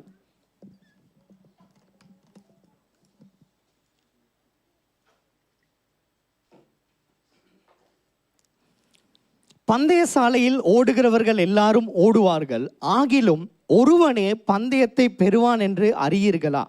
நீங்கள் பெற்றுக்கொள்ளத்தக்கதாக ஓடுங்கள். பவுல் யாருக்கு இந்த வார்த்தையை பேசுகிறார்னா, கொரிந்துன்னு சொல்லப்படுகிற பட்டணத்தில் இருக்கிற மக்களோடு இந்த வார்த்தையை பேசுகிறார். இவங்க விளையாட்டிலே ரொம்பவும் இன்ட்ரெஸ்ட் உள்ள நபர்கள் இந்த கொரிந்தியர்கள். இவங்க ஒவ்வொரு 2 வருடத்துக்கு ஒரு முறை ஒலிம்பிக் போட்டி நடைபெற்று முடிந்த பின்பதாக 2 வருடத்துக்கு ஒரு முறை 2ஆம் நிலை ஒலிம்பிக் போட்டி ஒன்று இவங்களுடைய பட்டணத்தில் நடைபெறும். இந்த பட்டணத்தில் நடைபெறுகிற போட்டிகளில் அந்த ஒவ்வொரு போட்டிகளையும் பங்கு பெறுகிற ஒரு நபருக்கு வெற்றிக்கு அந்த பரிசு கொடுக்கப்படும். இப்போ இன்றைய நாட்களில் நாங்கள் பார்க்குறது போல் 2nd place 3rd place எல்லாம் அன்றைய நாட்களில் கிடையாது. ஒரே ஒரு நபருக்கு கொடுக்கப்படும், அதுவும் தங்கம் வெள்ளி இந்த மெடல் எல்லாம் கிடையாது. அவங்களுக்கு ஸ்டெஃபனோஸ்னு சொல்லப்படுகிற இந்த கிரீடம் தான் அவங்களுக்கு கொடுக்கப்படும். ஆரம்ப கால ஒலிம்பிக் போட்டிகள்லையும் இந்த கிரீடத்தை தான் அவங்க கொடுத்தாங்க. இது அவங்களுக்கு ஒரு ஆனர், ஒரு கனத்தையும் ஒரு நன்மையும் கொண்டு வருகிறதாக இருந்தது. என்ன நன்மைன்னு பார்த்தீங்கன்னா, இவங்க லைஃப் டைம் செலிப்ரிட்டியாக இருப்பாங்க. அவங்க எங்கே போனாலும் இவங்களுக்கான மரியாதை இருக்கும். இந்த போட்டியில் வெற்றி பெற்று இந்த கிரீடத்தை பெற்றுக்கொண்டவங்களுக்கு எங்கே போனாலும் மரியாதை இருக்கும். அது மாத்திரமல்ல, இவங்க எந்த ஒரு ஃபங்க்ஷனுக்கு போனாலும் ஃபர்ஸ்ட் ரோ இவங்களுக்கு வழங்கப்படும். சில இடங்களில் இவங்களுக்கு லைஃப் டைம் ஃப்ரீ மீல் சாப்பாடு இவங்களுக்கு இருக்குது. வரி விலக்கு இவங்களுக்கு வழங்கப்பட்டிருந்தது. இந்த விதமான நன்மைகள் அந்த கிரீடத்துக்கு பின்பதாக இருந்தது. 2004 ஒலிம்பிக் போட்டியின் போது அவங்க இந்த பழைய காரியத்தை ஞாபகப்படுத்த வெற்றி பெற்ற வீரர்களுக்கு அந்த மெடலோடு கூட இந்த கிரீடத்தையும் அவங்க கொடுத்தாங்க. இந்த பழைய நாட்களை ஞாபகப்படுத்த ஸ்டெஃபனோஸ் கிரீடத்தையும் அவங்க கொடுத்தாங்க. இன்றைக்கும் ஒலிம்பிக் பதக்கங்களை நீங்கள் பார்த்தீங்கன்னு சொன்னால் இந்த ஸ்டெஃபனோஸ் கிரீடத்தை ஒரு படமாக அவங்க வைத்திருக்கிறத நீங்கள் பார்க்கலாம். ஸோ இந்த விளையாட்டு பின்னணியை நன்கு அறிந்த கொரிந்தி மக்களுக்கு தான் பவுல் சொல்லுகிறார், நீங்கள் ஓடுகிற எல்லாரும் போல நீங்கள் ஓடாதீங்க. எங்களுடைய கிறிஸ்தவ வாழ்க்கை என்பது சாதாரணமாக ஓடுகிற ஒரு ஓட்டமோ இல்லாட்டி ஒரு பார்வையாளராக ஓடுகிற ஓட்டமோ அல்ல. பவுல் சொல்கிறார், நீங்கள் பெற்றுக்கொள்ளத்தக்கதாக நீங்கள் ஓடணும். அடுத்த வசனத்தில் சொல்கிறாரு, பந்தயத்துக்கு போராடுகிற யாவரும் எல்லாவற்றிலும் இச்சை அடக்கமாக இருப்பார்கள். அவர்கள் அழிவுள்ள கிரீடத்தை பெறும்படி அப்படி செய்கிறார்கள், நாமோ அழிவில்லாத கிரீடத்தை பெறும்படி அப்படி செய்கிறோம். அந்த ஸ்டெஃபனோஸ் ஒரு சில நாட்களில் வாடி போயிடும், அது காஞ்சி போயிடும். ஆனால் பவுல் சொல்கிறார், எங்களுக்கு பரலோகத்தில் கொடுக்கப்பட போகிற அந்த கிரீடமானது அது ஒருபோதும் அழிந்து போகாத ஒரு கனமுள்ள கிரீடமாக இருக்கும். நானும் நீங்களும் எங்களுடைய கிறிஸ்துவ வாழ்க்கையை ஏனோ தானோ என்று ஓடாம, ஒரு பார்வையாளராக ஓடாம, பெற்றுக்கொள்ளத்தக்கதாக ஓடும்படி பவுல் சொல்லுகிறார். ஸோ மேலே நாங்கள் பார்த்த எல்லா சந்தர்ப்பத்திலும் இந்த கிரீடம் என்பது எங்களுடைய கிறிஸ்துவ வாழ்க்கையை நாங்கள் நன்றாக ஓடி முடித்தோம், பரலோகத்துக்கு நாங்கள் சொந்தமானவர்கள் என்பதனுடைய அடையாளமாக காணப்படுது. இது கிறிஸ்தவர்களாகிய எங்களுக்கு கடவுள் பரலோகத்தில் கொடுக்கிறதான ஒரு அங்கீகாரம், ஒரு ரெக்கக்னிஷன்.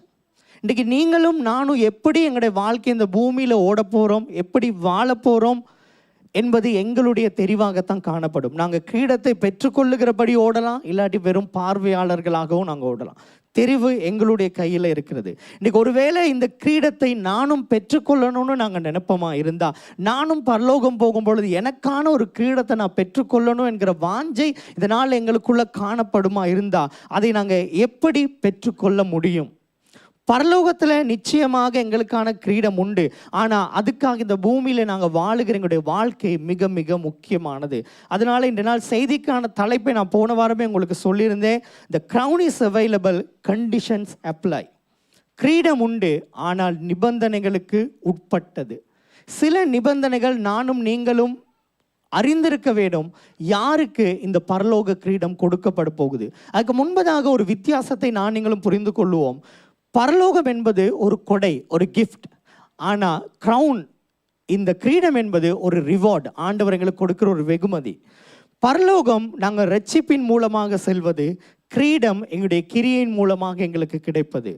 பரலோகம் எங்களுடைய விசுவாசத்தோடு தொடர்புடையது, நாங்கள் எவ்வளவு தூரம் ஃபெய்த்தாக இருக்கிறோம் ஆண்டவர் மேல் என்பதை பொறுத்தது. ஆனால் கிரீடம் என்பது எங்களுடைய ஃபெய்த்ஃபுல்னஸ், எங்களுடைய உண்மைத்துவத்தோடு தொடர்புடையது. பரலோகம் அவருடைய ரட்சிப்பின் காரணமாக அது இலவசமானது. ஆனால் கிரீடத்துக்கு ஒரு காஸ்ட் இருக்குது, ஒரு கிரயம் காணப்படுது. ஏன்னா இது ஒரு ரிவார்டு. இன்றைக்கி நாங்கள் சில நேரம் பார்த்துருவோம், சில கடைகளில் இந்த டிஸ்கவுண்ட் ஆஃபர்ஸ் எல்லாம் ரொம்ப பெருசாக போட்டிருப்பாங்க. நாங்களும் சில அதில் அட்ராக்ட் ஆகி உள்ளே போய் பார்த்தா இந்த கண்டிஷனை ரொம்ப சின்னதாக தான் போட்டிருப்பாங்க. ஆனால் பவுல் அந்த விதமான காரியங்கள் எல்லாம் அவர் செய்யல. அவர் தெளிவாகவே யாருக்கெல்லாம் இந்த கிரீடம் கொடுக்கப்படும் என்பதை தெளிவாக அவர் சொல்லுகிறார். நாங்கள் வாசித்த வேத பகுதிக்கு திரும்ப ஒரு வருவோம். 2 தீமோத்தேயு 4:8 பவுல் சொல்லுகிறார், எனக்கு மாத்திரம் அல்ல, அவர் பிரசன்னமாகுதலை விரும்பும் யாவருக்கும் அதை தந்தருளுவார். யாருக்கு இந்த கிரீடம் கிடைக்கும்னா, அவர் பிரசன்னமாகுதலை விரும்புகிற யாவருக்கும். அதுதான் அந்த கண்டிஷன். இந்த இடத்துல அவருடைய பிரசன்னமாகுதல்ன்றதுக்கு பவுல் பயன்படுத்தின வார்த்தை எபிஃபனியா அப்படின்னு சொல்லுகிற ஒரு கிரேக்க வார்த்தை. இந்த வார்த்தைக்கு ஒரு வரலாற்று பின்னணி இருக்கிறது. ரோமர்களுடைய சக்கரவர்த்தி, ரோமர்களுடைய மாமன்னன் தன்னுடைய அரண்மனையை விட்டு அவர் ஒரு கிராமத்துக்கோ இன்னும் ஒரு பட்டணத்துக்கோ அதிகாரபூர்வமான ஒரு விஜயத்தை, ஒரு விசிட்டை செய்யும் பொழுது அதனுடைய அர்த்தம் எபிஃபனியா. ஸோ பவுல் இந்த இடத்துல அந்த ராஜாவினுடைய வருகையை குறிப்பிட்டு சொல்லுகிறார். ஒரு ராஜா அந்த நாட்களில் வரும்பொழுது அந்த ஊரே கொண்டாட்டமாக இருக்கும். அங்கே இருக்கிற சிறைச்சாலை கைதிகள் விடுதலை ஆகுவாங்க. ராஜா அங்கே அந்த அந்த கிராமத்துக்காக கஷ்டப்பட்டவங்களுக்கு தன்னுடைய கையினாலே அந்த ஸ்டெஃபனியா என்கிற அந்த கிரீடத்தை அவர் கொடுப்பார். இந்த இடத்துல பவுல் சொல்லுகிற காரியம், இயேசு மறுபடியும் அவர் ராஜாவாக வரப்போகிறார். யாரெல்லாம் அவருடைய வருகையின் மேலே வாஞ்சையாக இருக்கிறாங்களோ, யாரெல்லாம் அதை விரும்புகிறார்களோ அவங்களுக்கு தான் அந்த கிரீடம் கொடுக்கப்படும். இந்த இடத்துல அவருடைய பிரசன்னமாகுதலை விரும்புதல் என்பது வெறுமனே ஆசைப்படுகிற ஒரு காரியம் இல்லை, ஒரு விஷ் கிடையாது. அதுக்கு பின்பதாக சில முக்கியமான காரியங்கள் இருக்கிறது. இதனுடைய ஆங்கில மொழிபெயர்ப்பை நாங்கள் பார்க்கும் பொழுது அந்த கண்டிஷன்ஸை இன்னும் அதிகமாக புரிந்துக்கலாம். உங்களுக்கு ஸ்க்ரீனில் வரும் இதனுடைய ஆங்கில மொழிபெயர்ப்பு. And not to me only but also to all those who have loved and longed for and welcomed his appearing.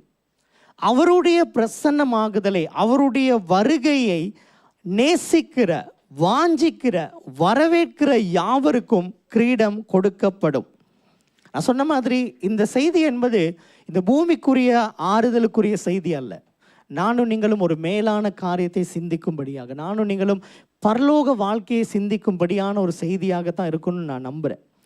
நீங்களும் யோசித்து பார்ப்போம், இந்த காலை நேரத்தில் ஒரு நாள் நாங்கள் பரலோகத்துக்கு போகும் பொழுது அந்த கிரீடத்தை பெற்றுக்கொள்வோம் என்கிற ஒரு வாஞ்சை இன்றைக்கு எங்கள்கிட்ட இருக்குதா?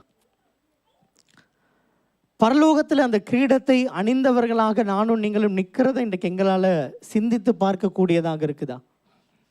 இது எங்களுடைய வாழ்க்கையினுடைய ஒரு உயர்ந்த இலக்காக எங்களால் வைத்திருக்க முடியுமா?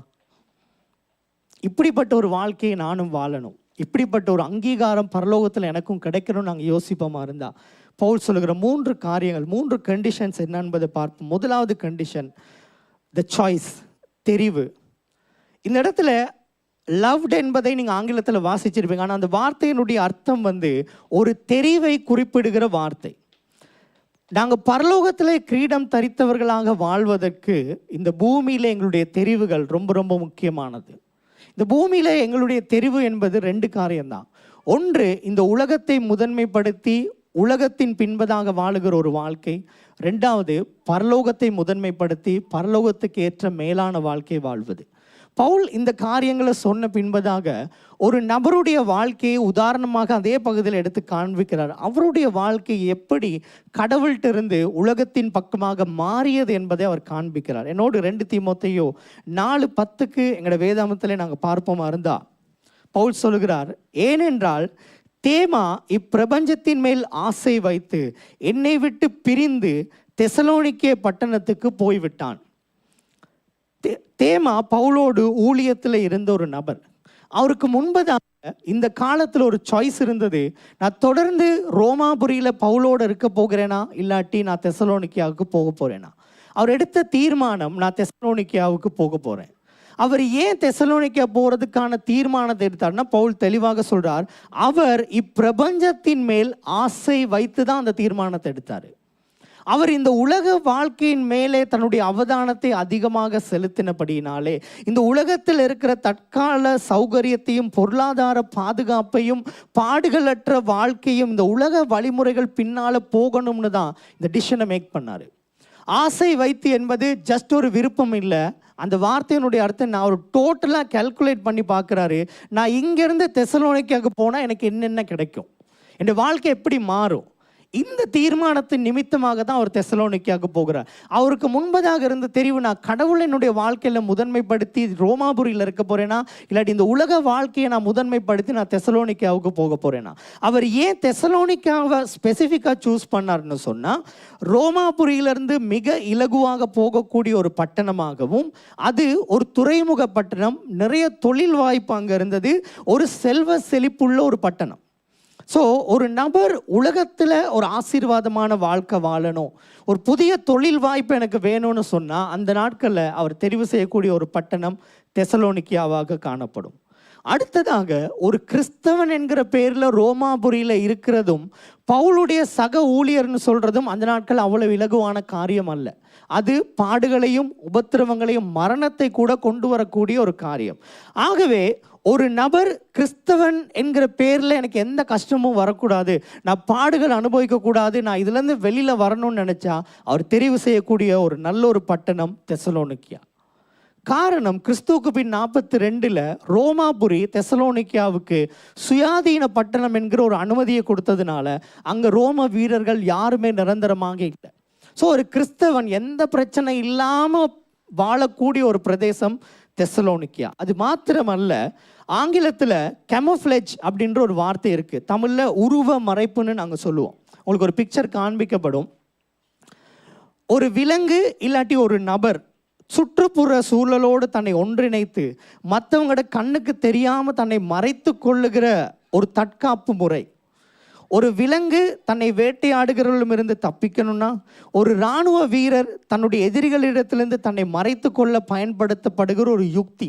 இந்த படத்தை பார்த்தீங்கன்னா அவங்களுக்கும் அந்த பின்னாடி இருக்கிற பேக்ரவுண்டுக்கும் பெரிய வித்தியாசம் இருக்காது. ஸோ தன்னை மறைத்து கொண்டு வாழுகிற ஒரு வாழ்க்கை கேமோஃப்ளேஜ்னு நாங்கள் சொல்லுவோம். ஸோ ஒரு கிறிஸ்தவன் தன்னுடைய அடையாளத்தை வெளிப்படுத்தாமல் ஒரு குறிப்பிட்ட பட்டணத்துக்கு போய் மக்களோடு மக்களாக கலந்து கேமோஃப்ளேஜ் ஆகணுமா இருந்தால் அவங்க அன்றைய நாட்களை தெரிவு செய்யக்கூடிய ஒரு பட்டணம் தெசலோனிக்கியாவாகத்தான் இருந்தது. ஸோ தேமா தெரிவு செய்தது, நான் இப்படிப்பட்ட ஒரு வாழ்க்கையை நான் வாழப்போகிறேன், நான் உலகத்தை மையப்படுத்தின ஒரு வாழ்க்கையை வாழ நான் தெசலோனிக்கியாவுக்கு அவர் போகிறேன்னு போனார். மேபி அவர் நினச்சபடி அவரோட வாழ்க்கை மாறி இருக்கலாம், அது ஆசீர்வாதமாக அமைஞ்சிருக்கலாம். ஆனால் அவர் தவற விட்டது அந்த கிரீடத்தை. கடவுளை தெரிவு செய்வதற்கு பதிலாக அவர் தெரிவு செய்தது இந்த உலக காரியத்தை. இன்றைக்கி நானும் நீங்களும் யோசிச்சு பார்ப்போம், எங்களுடைய சாய்ஸ் இன்றைக்கி எதுவாக யாராக இருக்க முடியும்? இதனுடைய அர்த்தம் நாங்கள் தொழில் செய்யக்கூடாது, குடும்பத்தை பராமரிக்கக்கூடாது, படிக்கக்கூடாது, சம்பாதிக்கக்கூடாது, சந்தோஷமாக வாழக்கூடாது என்பது அல்ல. கிறிஸ்தவங்க எல்லா நேரமும் பாடுகள் மட்டும்தான் படணும் என்பதும் அல்ல. நாங்கள் தொழில் செய்யணும், வியாபாரம் செய்யணும், நாளாந்த தேவைகளுக்காக சம்பாதிக்கணும், எல்லாமே நாங்கள் செய்தாலும் அது எங்களுடைய எஜமானாக எங்களுடைய வாழ்க்கையில் மாறிடக்கூடாது. இந்த தெரிவு இது எதை நாங்கள் இன்றைக்கு மையப்படுத்தி வாழுகிறோம், எதற்கு நாங்கள் முதன்மை ஸ்தானம் கொடுக்கிறோம் என்பது குறித்ததான ஒரு கேள்வி. நாங்கள் இன்றைக்கு உலகத்துக்காக எதுக்காக எதை நாங்கள் இன்றைக்கு இழந்துட்டுருக்கோம்? உலகத்துக்காக கடவுளை இழக்கிறோமா, இல்லை கடவுளுக்காக நாங்கள் உலகத்தை இழந்து வாழ்ந்துட்டு இருக்கோமா? சில நேரம் நாங்கள் மேலான காரியத்துக்காக இந்த உலகத்தில் இருக்கிற சின்ன காரியங்களை நாங்கள் இந்த சின்ன காரியத்துக்காக மேலான காரியத்தை நாங்கள் தவற விடுகிற நபர்களாக காணப்பட. எங்களுடைய ஃபோக்கஸ், எங்களுடைய அவதானம் இல்லை அந்த பூமியில் நான் நல்லா வாழணும், இந்த பூமி என்னுடைய மையமாக, இந்த பூமி என்னுடைய முதன்மையாக மாறணும்னு நாங்கள் நினச்சிட்டு இருக்கலாம். என்னுடைய அப்பா அடிக்கடி ஊர்லேருந்து வருவார். அவர் வந்தால் செய்கிற ஒரு வேலை ஒன்று இருக்குது. ஸோ இந்த இடத்துல இருக்கிற அப்பாமார் அண்ட் தாத்தாமார் நீங்களும் செய்வீங்கன்னு நான் நம்புகிறேன். அவருடைய பாக்கெட்டில் காசு இருக்கும். அந்த காசு அப்படியே வெளியில் எடுப்பார். அதில் 5000 ரூபா, 1000 ரூபா, 500 ரூபா, 100 ரூபா, 50 ரூபா, 20 ரூபா எல்லாமே இருக்கும். ஸோ என்கிட்ட கடைசி மகள்கிட்ட கொடுப்பாரு, உங்களுக்கு என்ன வேணுமோ நீங்கள் இதிலேருந்து எடுத்துக்கோங்க. அவளுக்கு பிங்க் கலர் தான் பிடிக்கும், ரொம்ப பிடிக்கும். எதை கொடுத்தாலும் அதில் பிங்காக இருக்கணும். ஸோ அவளுடைய அவதானம் எல்லாம் அந்த 20 ரூபாக்குள்ளே தான் போகும். நான் இங்கேருந்து கண்ணை காட்ட, இல்லை பச்சை கலர், மஞ்சள் கலர் அதுக்கு போங்க அப்படின்னாலும், இல்லை நான் பிங்க் கலர் தான் 20 ரூபாவை எடுத்துகிட்டு வந்துடுவாங்க. ஜஸ்ட் நான் ஃபன்னுக்கு செய்கிறது தான்.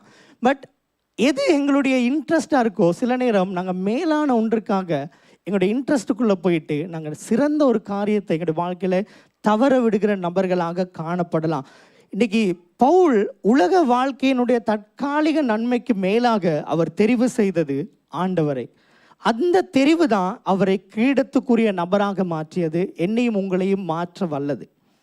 1 யோவான் 2:15 சொல்லுது, உலகத்தில் உள்ளவைகளிலும் அன்பு கூறாதிருங்கள். அந்த வார்த்தையினுடைய அர்த்தம் முதன்மைப்படுத்தாதிருங்கள். ஒருவன் உலகத்தில் அன்பு கூர்ந்தால் அவனிடத்தில் பிதாவின் அன்பு இல்லை. இன்னைக்கு நாங்கள் உலகத்தை முதன்மைப்படுத்திட்டு கடவுளை நான் நேசிக்கிறேன்னு நாங்கள் சொல்கிற வார்த்தைக்கும் ஒரு முரண்பாடு இருக்கிறது என்பதை இந்த வார்த்தை காண்பிக்குது. அடுத்தது இயேசு சொன்னார் மத்தேயு 6:24, 2 எஜமான்களுக்கு ஊழியம் செய்ய ஒருவனாலும் கூடாது, தேவனுக்கும் உலக பொருட்களுக்கும் ஊழியம் செய்ய உங்களால் கூடாது. ரெண்டையும் தவற விட வேதம் சொல்லலாம். ஆனால் எதை நாங்கள் முதன்மைப்படுத்துகிறோம், இன்றைக்கி எது எங்களுடைய ஃபர்ஸ்ட் ப்ரையாரிட்டியாக நாங்கள் எதை வைத்திருக்கிறோம்? அவருடைய பிரசன்னமாகுதலை விரும்புகிற யாவருக்கும் அவர் கிரீடத்தை வழங்குவார்னு சொல்லும் பொழுது, இந்த உலகத்தின் காரியத்துக்கு மேலாக அவரை தெரிவு செய்கிறவர்கள், எனக்கு என்ன என்னுடைய லைஃப்பில் இருந்தாலும் என்னுடைய முதன்மை சாய்ஸ் என்னுடைய ஆண்டவர், அவருடைய காரியங்கள், பரலோக வாழ்க்கை, அவருடைய வருகை, இதுதான் என்னுடைய ஃபர்ஸ்ட் சாய்ஸ், இதை பேஸ் பண்ணி தான் நான் வாழ்ந்துட்டு இருக்கேன்னு சொல்லக்கூடிய ஒரு வாழ்க்கை வாழுகிறவர்களுக்கு அந்த கிரீடம் கொடுக்கப்படும். இன்னைக்கு நீங்களும் நானும் யோசிச்சு பார்ப்போம், கடவுளை விட நான் எதை இன்றைக்கு அதிகமாக தெரிவு செய்திருக்கிறேன்? என்னுடைய சாய்ஸில் கடவுள் எங்கெல்லாம் 2வது இடத்துல வந்து கொண்டிருக்கிறாரு? எங்கெல்லாம் என்னுடைய கிறிஸ்தவன் என்கிற அடையாளத்தை மறைத்து ஒரு கேமஃப்ளேஜ் கிறிஸ்டியனாக, ஒரு உருவ மறைப்பு செய்த ஒரு கிறிஸ்தவனாக நான் வாழ்ந்துட்டு இருக்கேன். இன்றைக்கு அடுத்த நொடி ஆண்டவருடைய வருகை இருக்குமா இருந்தா எங்களுடைய வாழ்க்கை குறித்து ஆண்டவருடைய பார்வை எப்படிப்பட்டதாக இருக்கும்? எங்களுடைய தெரிவுகளை குறித்து இன்றைக்கு ஆண்டவர் என்ன யோசிப்பார்? நாங்கள் எப்படிப்பட்ட ஒரு வாழ்க்கை இன்றைக்கு வாழ்ந்துட்டு இருக்கோம் என்பதை நாங்கள் யோசிப்போம். ரெண்டாவது கண்டிஷன், ஒன்று அது ஒரு சாய்ஸ், ரெண்டாவது அது ஒரு வாஞ்சை, த லாங்கிங், எதிர்பார்ப்பு. பவுல் கூறுகிற இந்த ரெண்டாவது நிபந்தனை அவருடைய வருகையின் மேலே, அந்த பரலோக வாழ்க்கை மேலே எங்களுக்கு இருக்கக்கூடிய ஒரு பெரிய ஒரு வாஞ்சை. எங்களுக்கு தெரியும், அந்த கிரிக்கெட் இல்லாட்டி ஃபுட்பால் வேர்ல்ட் கப் இல்லாட்டி ஏதாவது ஒரு மெயினான டூர்னமெண்ட் நடக்கும் பொழுது அந்த ட்ராஃபியை அவங்க ஃபர்ஸ்ட் டே அந்த ஆரம்ப விழாவில் கிரவுண்டில் கொண்டு வருவாங்க, அந்த மிடில் ஆஃப் த கிரவுண்ட் கொண்டு வருவாங்க எல்லாரும் பார்க்குறதுக்கு. பிறகு அந்த ஃபைனல் மேட்ச் இல்லாட்டி த்ரூ அவுட் த மேட்ச் அவங்க அதை எங்கேயாவது ஒரு இடத்துல வச்சுருப்பாங்க, இல்லை மோஸ்ட்லி ஃபைனலில் எல்லாரும் பார்க்குற விதமாக அந்த ஃபுல் மேட்ச்லேயும் வச்சுருப்பாங்க. காரணம், இந்த போட்டி நேரத்தில் அவங்களுக்குள்ளே இருக்கிற அந்த வாஞ்சை இன்னும் அதிகரிக்கணும். ஏன்னா சில நேரம் விளையாடும் பொழுது சரீர பிரகாரமாக சோர்ந்து போகலாம், மனதளவில் நாங்கள் சோர்ந்து போகலாம். ஆனால் அந்த ட்ராஃபியை பார்க்கும் போதெல்லாம் அவங்களுக்கு ஒரு வாஞ்சை வரும், இல்லை நான் எப்படியாவது இன்னும் நான் போராடணும், இன்னும் நான் விளையாடணும், இன்னும் நான் பெஸ்ட்டாக விளையாடினா தான் இது எனக்கு கிடைக்கும். அதை நோக்கி அவங்க விளையாட ஆரம்பிப்பாங்க. இன்றைக்கி நாங்கள் எதை நோக்கி எங்களுடைய வாழ்க்கை இன்றைக்கி நாங்கள் ஓடிட்டுருக்கோம்? எது எங்களுடைய அல்டிமேட் கோல்? எது எங்களுடைய கடைசி வாஞ்சை? இதை நான் இப்படி ஒரு கேள்வி கூட கேட்குறேன். ஒவ்வொரு நாளும் காலையில் நாங்கள் எழும்பும் பொழுது எங்களை ஓட வைக்கிற அந்த மோட்டிவேஷன் எதுவாக இன்றைக்கு காணப்படுது? எது இந்த நாளை நான் கடந்து போகணும்னு எனக்கான தூண்டுதலை கொடுக்குது? இந்த முழு வாழ்க்கையை நாங்கள் எடுத்து பார்த்தா இன்றைக்கி எதனால ஒவ்வொரு நாளையும் நாங்கள் கடந்துட்டு இருக்கிறோம்? ஏதோ நான் வாழ்ந்துட்டு இருக்கேன், ஏதோ இந்த நாளை கடந்தா போதும், நாளைய தினத்தை கடந்தா போதும், இந்த மாதத்தை கடந்தா போதும், இந்த வருஷத்தை கடந்தா போதும், இப்படி நாங்கள் வாழ்ந்துட்டு இருக்கோமா? இல்லை என்னுடைய வாழ்க்கையில் ஒரு இலக்கு இருக்குது, அதன் மேலே எனக்கு ஒரு வாஞ்சை இருக்குது, நான் அதை நோக்கித்தான் என்னுடைய வாழ்க்கையில் ஓடிட்டு இருக்கிறேன் என்கிற ஒரு ஒரு ஒரு ஒரு எதிர்பார்ப்பு, ஒரு வாஞ்சை எங்களுக்குள்ளே காணப்படுதா? எனக்கு தெரியும், பவுல் எவ்வளவோ பாடுகள் துன்பங்களுக்குள்ளே போனார். ஆனாலும் அது எல்லாவற்றுக்கும் மத்தியிலையும் அவருக்கு இருந்தது ஒரே ஒரு வாஞ்சை, நான் கடவுளோடு சதா காலமும் நான் வாழணும். நீங்கள் பிலிப்பியர் 1வது அதிகாரத்தினுடைய 23வது வசனத்துக்கு என்னோட வருவீங்களா இருந்தால், பிலிப்பியர் 1:23 பவுல் சொல்லுகிறார், தேகத்தை விட்டு பிரிந்து மீன்ஸ் நான் மரித்து கிறிஸ்துவோடே கூட இருக்க எனக்கு அதிக ஆசை உண்டு. இன்றைக்கி நாங்கள் சொல்கிற மாதிரி, ஐயோ இதுக்கு மேலே என்னால் இந்த கஷ்டத்தை அனுபவிக்க முடியாது, நான் செத்தா எவ்வளோ நல்லா இருக்கும்னு நாங்கள் விரக்தியில் பேசுகிற விதமாக பவுல் இந்த வார்த்தையை சொல்லலை. நான் தேகத்தை விட்டு பிரிந்து நான் மரித்து நான் அவரோடு இருக்கிறது தான் எனக்கு மிகப்பெரிய ஆசை. இது ஒரு உள்ளான மகிழ்ச்சியை வெளிப்படுத்துகிற ஒரு வார்த்தை. அவர் கிறிஸ்துவை சந்திக்க அவ்வளவு ஆசையாக இருக்கிறாரு. இதே வார்த்தையை தான் நாங்கள் இவ்வளவு நாள் வாசித்துட்டு வந்த பகுதியில் 2 தீமோத்தேயு 4:6 அவர் சொல்கிறாரு, நான் தேகத்தை விட்டு பிரியும் காலம் வந்தது. பிலிப்பியரில் சொல்லும்போது சொல்கிறார், நான் மறித்து நான் கடவுளோடு இருந்தால் தான் எனக்கு ரொம்ப சந்தோஷம். இப்போ சொல்கிறாரு, அந்த டைம் வந்துருச்சு, நான் அவரோடு வாழ போகிற என்ற நேரம் வந்துருச்சுன்றத நான் ஆரம்பத்தில் சொன்ன மாதிரி ஒரு பயத்துலேயோ கவலையிலேயோ ஒரு துக்கத்திலேயோ அவர் சொல்லலை. எப்படி ஒரு தம்பதிகள் ஒரு திருமணத்துக்கு ரெடி ஆகிட்டு இருப்பாங்க, சிலர் அந்த நாள், அந்த திருமண நாள் அவங்களுக்கு எவ்வளோ சந்தோஷமாக இருக்கும், அந்த டே வந்துருச்சு, இதுதான் நாங்கள் இவ்வளோ நாள் எதிர்பார்த்துட்டு இருந்தோம், அந்த நாள் வந்துட்டு இது தான் அந்த நாள்னு சொல்லி சந்தோஷப்படுவாங்களோ, அந்த விதமான சந்தோஷத்தோட பவுல் சொல்கிறார், நான் சாகிற நாள் எனக்கு வந்துருச்சு, நான் அவரை போய் பார்க்குறதுக்கான என்னுடைய நேரம் வந்துட்டு. இதுதான் அவருக்கு இருந்த பெரிய வாஞ்சை, அவரோட நான் போய் இருக்கணுன்றது தான். எப்போ நான் அவரை காண்பேன் அப்படின்றது தான் அவருடைய ஒரு பெரிய வாஞ்சையாக இருந்தது. இன்றைக்கி சில நேரம் நாங்கள் எங்களை நேசிக்கிற ஒரு நபருக்காக நாங்கள் எவ்வளோ ஆர்வமாக நாங்கள் காத்திருப்போம், அவங்கள பார்க்கணும், அவங்களோட டைம் ஸ்பெண்ட் பண்ணுறோம், நாங்கள் எவ்வளோ ஆஞ்சையோடு காத்துட்ருப்போம். அந்த ரிலேஷன்ஷிப்பு கூடாக தான், அந்த ரிலேஷன்ஷிப் அடிப்படையிலான ஒரு வார்த்தையை தான் பவுல் சொல்லுகிறார். நான் திருமணம் முடித்து 13 வருஷங்கள் ஆகுது. அந்த 13 வருஷத்தில் நானும் லீட்டாவும் நைட்ஸில் நாங்கள் பிரிஞ்சிருந்தது ஒரு 5 to 10 நாள் இருக்கும். அதுவும் ரொம்ப கூட இருந்தால் நான் சொல்லுவேன், அவ்வளோ கூட இல்லை. மோஸ்ட்லி நாங்கள் ஒன்றாவே தான் இருப்போம், நாங்கள் எங்கேயும் போகிறதுக்கான வாய்ப்புகள் இல்லை. எப்பயாவது ஒரு தொழில் சம்மந்தமாக லீட்டா வெளியில் போனாலே, இல்லை ஊழியத்து நிமித்தமாக நான் வெளியில் போனாலே ஒழிய நாங்கள் பிரியறதுக்கான நாள் இல்லை. ஸோ ஃபஸ்ட் டைம் லீட்டா ஒரு 3 நாள் அவனுடைய ஆஃபீஸ் பயணம் கொண்டு போக வேண்டியிருந்தது. அந்த 3 நாள் எனக்கு அந்த நாள் வர முதலே நான் ஃபுல்லாக டவுன் ஆகிட்டேன். என்னால் முடியலை அந்த 3 நாள் நான் எப்படி கடக்க போகிறேன்னு. ஒரு மாதிரி கஷ்டப்பட்டு 2 நாள் கடந்தாச்சு. இப்போ 3ஆவது நாள் தான் நான் நிம்மதியாயிருக்கேன். ஓகே வரப்போகிறாங்கன்னு. ஸோ நைட் 10 மணிக்கு பஸ் ஏறினாங்க. நான் சொன்னேன் எனக்கு வாட்ஸ்அப்பில் லைவ் லொக்கேஷன் ஷேர் பண்ணுங்கள், நீங்கள் வார ஒவ்வொரு இடத்தையும் நான் பார்த்துக்கிட்டே இருக்கணும், எனக்கு அப்போ தான் எனக்கு கொஞ்சம் திருப்தியாக இருக்கும். ஸோ விடிய வரைக்கும் நான் அந்த வாட்ஸ்அப்பில் லைவ் லொக்கேஷன், ஓகே வவுனியா வந்தாச்சு, அன்றாதபுரம் வந்தாச்சு, புத்தளம் வந்தாச்சு, நீர்கொழும்பு வந்தாச்சு, பீடக்கோட்டை வரைக்கும் வந்தாச்சு, சாரி வீட்டுக்கிட்ட வந்தாச்சு. அந்த விதமான ஒரு வாஞ்சை பவுல் சொல்லுகிறார், நான் எப்படி என்னுடைய ஆண்டவரை நான் பார்க்கறதுக்கு ரொம்ப ஆசையாக இருக்கேன், நான் அவரை பார்க்கணும். அதுதான் அவருக்குள்ள இருந்த ஒரு மிகப்பெரிய ஆசை. இன்றைக்கி சில நேரம் நாங்கள் சொல்லுவோமா இருந்தால் எனக்கு பரலோகத்தை குறித்து அவ்வளோ பெரிய ஒரு வாஞ்சையெல்லாம் இல்லை, அந்த பூமிக்குள்ளே தான் என்னுடைய சிந்தனை அதிகமாக இருக்குதுன்னு சொன்னால், இயேசு சொன்ன ஒரு வார்த்தையை நாங்கள் யோசிச்சு பார்ப்போம். மத்தேயு 6:21 இயேசு சொல்கிறாரு, உங்கள் பொக்கிஷம் எங்கே இருக்கிறதோ அங்கே உங்கள் இருதயமும் இருக்கும். நீ கேட்க வேண்டிய கேள்வி, என்னுடைய பொக்கிஷம் இந்த பூமியில் இருக்குதா பரலோகத்தில் இருக்கா? ஒருவேளை பூமியில் தான் என்னுடைய பொக்கிஷம் இருக்குமா இருந்தால், என்னுடைய முதன்மைப்படுத்தல், என்னுடைய வாஞ்சை, என்னுடைய இன்ட்ரெஸ்ட் எல்லாமே இந்த பூமிக்குள்ளே மட்டும்தான் இருக்கும். ஒருவேளை என்னுடைய பொக்கிஷம் பரலோகத்தில் இருக்குமா இருந்தால், என்னுடைய சிந்தை, என்னுடைய வாஞ்சை எல்லாமே பரலோகத்தை குறித்ததாக இருக்கும். நான் யாரையும் குறை சொல்வதற்காகவோ இல்லாட்டி நியாயம் தீர்க்கிறதுக்காக அல்ல, என்னுடைய மனசில் இருக்கிற ஒரு காரியத்தை நான் உங்களோடு பகிர்ந்து கொள்கிறேன். இந்த நாட்களில் நாங்கள் கேட்கிற அதிகப்படியான பாடல்கள் எதை மையப்படுத்தினதாக இருக்குது? இது என்னுடைய பர்சனல் ஒப்பீனியன். கூடுதலாக இந்த பூமியில் ஆண்டவர் எங்களை ஆறுதல் படுத்துவார், சமாதானப்படுத்துவார், ஆசீர்வதிப்பார், நல்ல வாழ்க்கையை தருவார், எங்களை கண்ணீரை துடைப்பார், எங்களுடைய மனக்கவலையெல்லாம் தீர்ப்பார். எஸ், ஆண்டவர் எல்லாமே பண்ணுறாரு. ஆனால் எந்தளவு தூரம் இன்றைக்கு எங்களுடைய பாடல்களில் கூட நாங்கள் பரலோகத்தை குறித்த வாஞ்சியோடு இருக்கிறோம். போன வாரம் செய்தியில் நான் ஒரு பாடல் உங்களோடு ஷேர் பண்ணியிருந்தேன். அந்த பாடல் முழுவதுமே பரலோகத்தை குறித்த ஒரு நபருடைய வாஞ்சை தான். அந்த பாடல் வரிகள் எல்லாமே ஒரு பரலோகத்தை நோக்கினதான வரிகளாகத்தான் இருந்தது. எங்கள் எல்லோரும் நாங்கள் படிச்சிருக்கோம், ரொம்ப நாளைக்கு முன்னாடி நாங்களும் சர்ச்சில் படிச்சிருக்கோம், மகிழ்வோம் மகிழ்வோம் தினமாக மகிழ்வோம். இந்த பாடலெல்லாம் எடுத்திங்கன்னா, இந்த பழைய காலத்து கீர்த்தனை பாடல்கள் எடுத்திங்கன்னா ஒரு ஸ்ட்ரக்சர் இருக்கும்.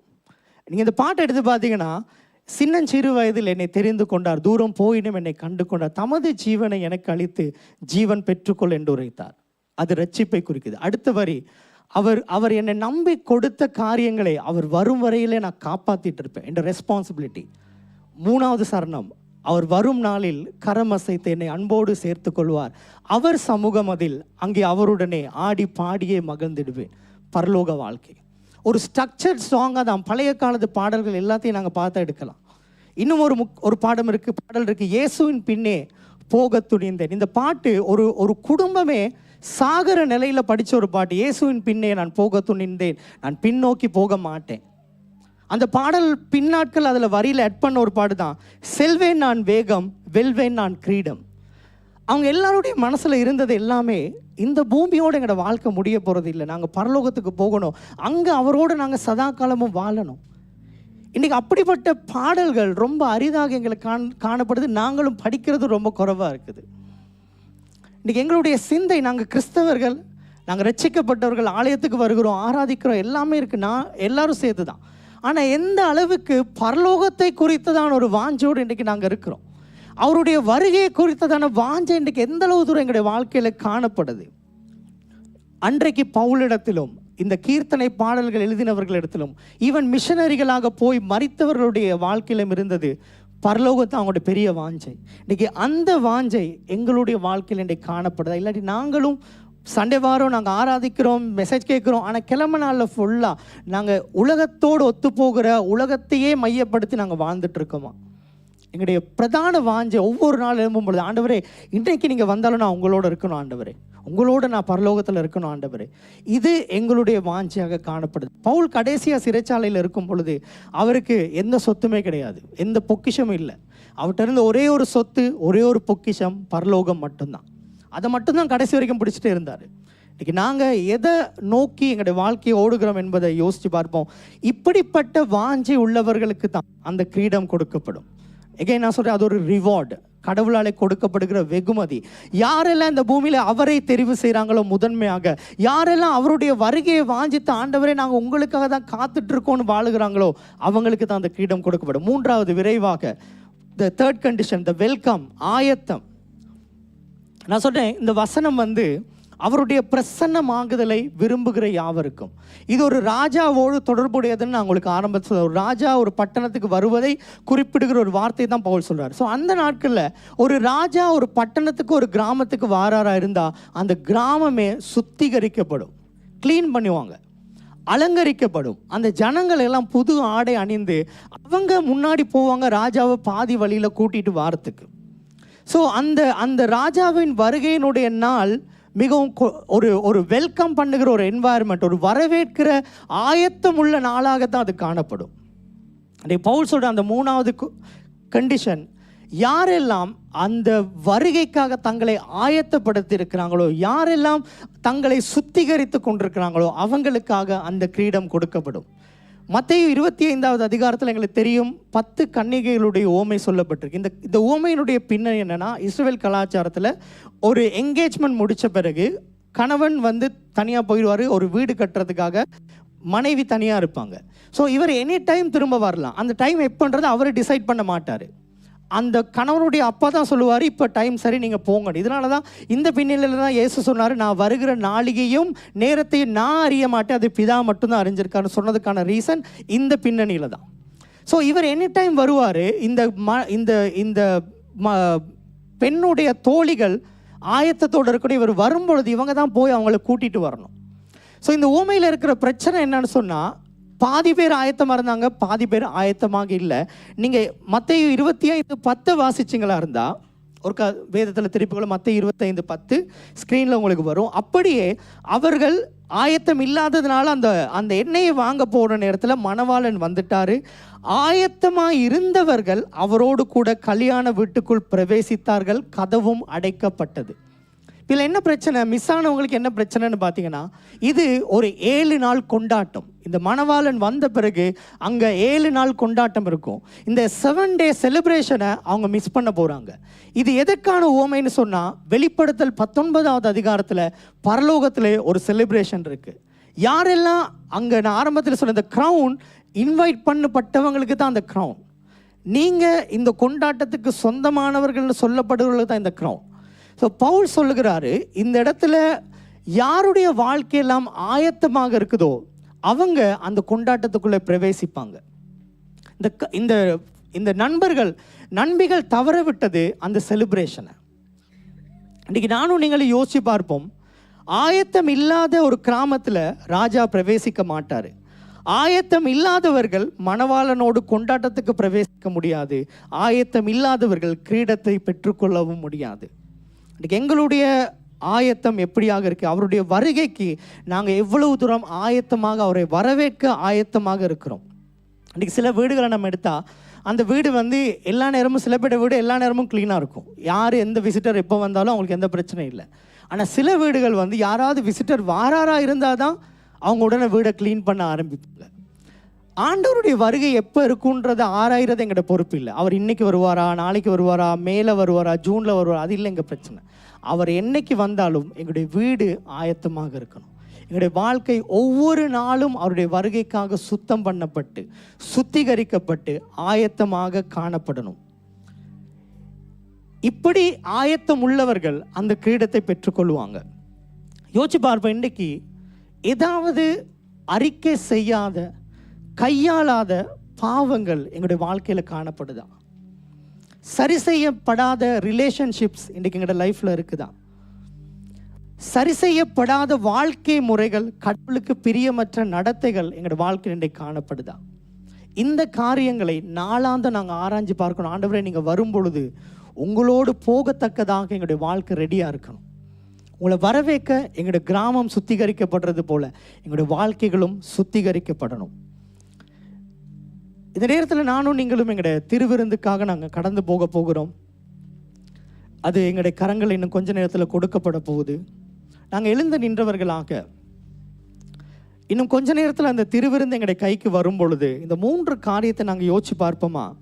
ஆண்டவரே, இன்றைக்கு நான் என்னுடைய கரத்தில் எனக்காக நீங்கள் செய்ததை வச்சுக்கொண்டு நீங்கள் என்னுடைய வாழ்க்கையில் இன்றைக்கு முதன்மை ஸ்தானத்தில் இல்லாமல் இருக்கீங்களா என்பதை நாங்கள் ஒரு விஷயம் யோசிச்சு பார்ப்போம். இது என்னுடைய கரத்தில் இருக்கிற அப்பமும் பாத்திரமும் அவர் என்னுடைய லைஃப்ல முதன்மை ஸ்தானத்தில் இருக்கிறார் என்பதை இன்றைக்கு காண்பிக்குதா? நான் என்னுடைய கரத்தில் இந்த அப்பத்தையும் பாத்திரத்தையும் வைத்துக்கொண்டு அவர் என்னுடைய வாஞ்சை, அவருடைய வருகை தான் எனக்கு ஒரு பெரிய சந்தோஷம், அவரோடு நான் வாழ்றது தான் என்னுடைய பெரிய சந்தோஷம்னு இன்றைக்கு என்னால் சொல்லக்கூடியதா இருக்குதா? மூன்றாவது, பவுல் இந்த கொரிந்தியருக்கு இந்த கம்யூனியனை பற்றி சொல்லும்போது சொல்றாரு, 1 கொரிந்தியர் 11:24, ஆகையால் நீங்கள் இந்த அப்பத்தை புசித்து இந்த பாத்திரத்தில் பானம் பண்ணும் போதெல்லாம் கர்த்தர் வருமளவும் அவருடைய மரணத்தை தெரிவிக்கிறீர்கள். இந்த கம்யூனியன் இன்னும் ஒன்றுக்கான அடையாளம், அவருடைய வருகையை நாங்கள் அறிவிக்கிறோம், தெரிவிக்கிறோம்.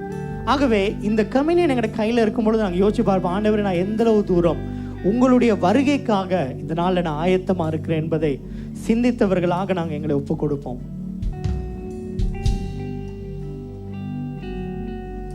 சர்ச், நாங்கள் தொடர்ந்தும் எங்களை ஆராய்ந்து பார்க்க இந்த நேரத்தை நாங்கள் எடுத்துக்கொண்டோம். தேவன் எங்களோடு கூட இடைப்பட்டிருக்கிறார், பேசியிருக்கிறார். இந்த நேரத்தில் கம்யூனியன் பங்கிடுறவங்க நீங்கள் பங்கிடலாம். நாங்கள் பாடுவோமா, நாங்கள் சொல்லுவோமா, என் இருதயத்தை ஆராய்ந்து அறிய ஆண்டவரே எனக்கு உதவி செய்யுங்க, என் உள்ளந்திரியங்கள் நீர் ஆராய்ந்து அறிந்திடும் ஆண்டவரே. எனக்குள்ள உங்களுக்கு பிரியமில்லாத எல்லா காரியத்தை என்னுடைய வாழ்க்கையிலிருந்து ஆண்டவரே நீங்கள் அப்புறப்படுத்துங்க. ஆண்டவரே, நீங்கள் விரும்புகிற பிரகாரமாக என் வாழ்க்கையிலே நான் வாழத்தக்கதாக எனக்கு நீங்கள் அனுகிரகம் செய்யுங்க என்று சொல்லுவோமா. நாங்கள் எங்களை ஒப்பு கொடுத்தவர்களாக அந்த ஆண்டவருக்கு எங்களை முழுவதுமாக கொடுத்தவர்களாக சொல்லுமா.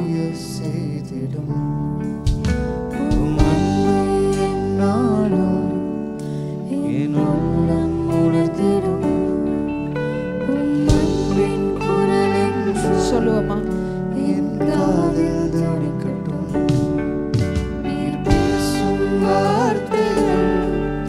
என் மனதில் பதியட்டும்,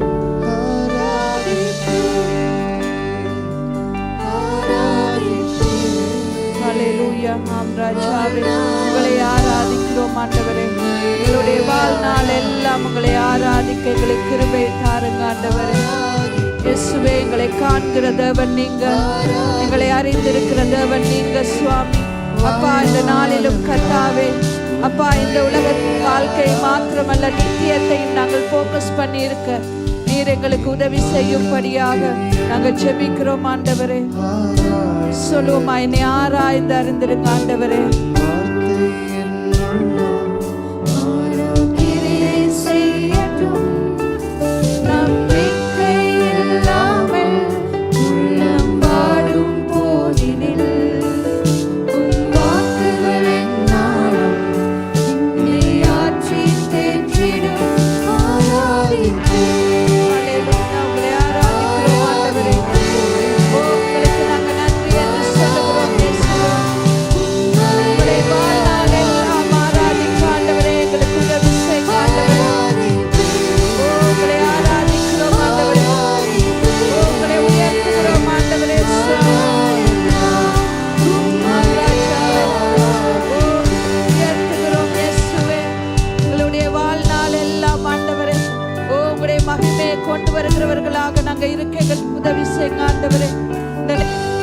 எங்களுடைய வாழ்க்கையில, எங்களுடைய தனிப்பட்ட வாழ்க்கையில அப்பா, உங்களுக்கு பிரியமில்லாத எல்லா காரியங்களையும் நீங்க அப்புறப்படுத்துங்க ஆண்டவரே. ஆண்டவரே, அந்த பரிசுத்தத்தை காத்து கொள்ள உங்களோடு நாங்கள் நடக்க ஆண்டவரே, ஒரு நிச்சயமுடையவர்களாக முன்னோக்கி போக நீங்க எங்களுக்கு உதவி செய்யுங்க என்று நாங்கள் சொல்லுவோம் ஆண்டவரே. ஓ, உங்களை உயர்த்துகிறோம் ஆண்டவரே. ஓ, உங்களுக்கு நாங்கள் நன்றி என்று சொல்லுகிறோம் இயேசுவே. உங்களை மகிமைப்படுத்துகிறோம். ஹல்லேலூயா. நன்றி ஆண்டவரே சுவாமி. இந்த நேரத்திலும் ஆண்டவருடைய வசனம் இப்படியாக சொல்லுகிறது, நான் உங்களுக்கு ஒப்புவித்ததை கர்த்தரிடத்தில் பெற்றுக்கொண்டேன். என்னவெனில், கர்த்தராகிய இயேசு தாம் காட்டி கொடுக்கப்பட்ட அன்று ராத்திரியிலே அப்பத்தை எடுத்து ஸ்தோத்திரம் பண்ணி அதை பிட்டு, நீங்கள் வாங்கி புசியுங்கள், இது உங்களுக்காக பிற்கப்படுகிற என்னுடைய சரீரமாயிருக்கிறது, என்னை நினைவு கூறும்படி இதை செய்யுங்கள் என்றார்.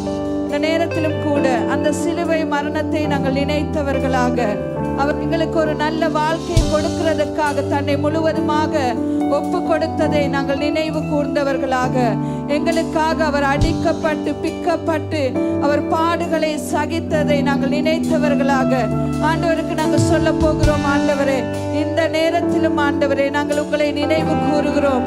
நீங்கள் எங்களை அப்பா எங்களுக்கு ஒரு நல்ல வாழ்க்கை தரும்படியாக உங்களை முழுவதுமாக ஒப்பு கொடுத்தீங்க. உங்களுக்கு நாங்கள் நன்றி செலுத்துகிறோம் ஆண்டவரே.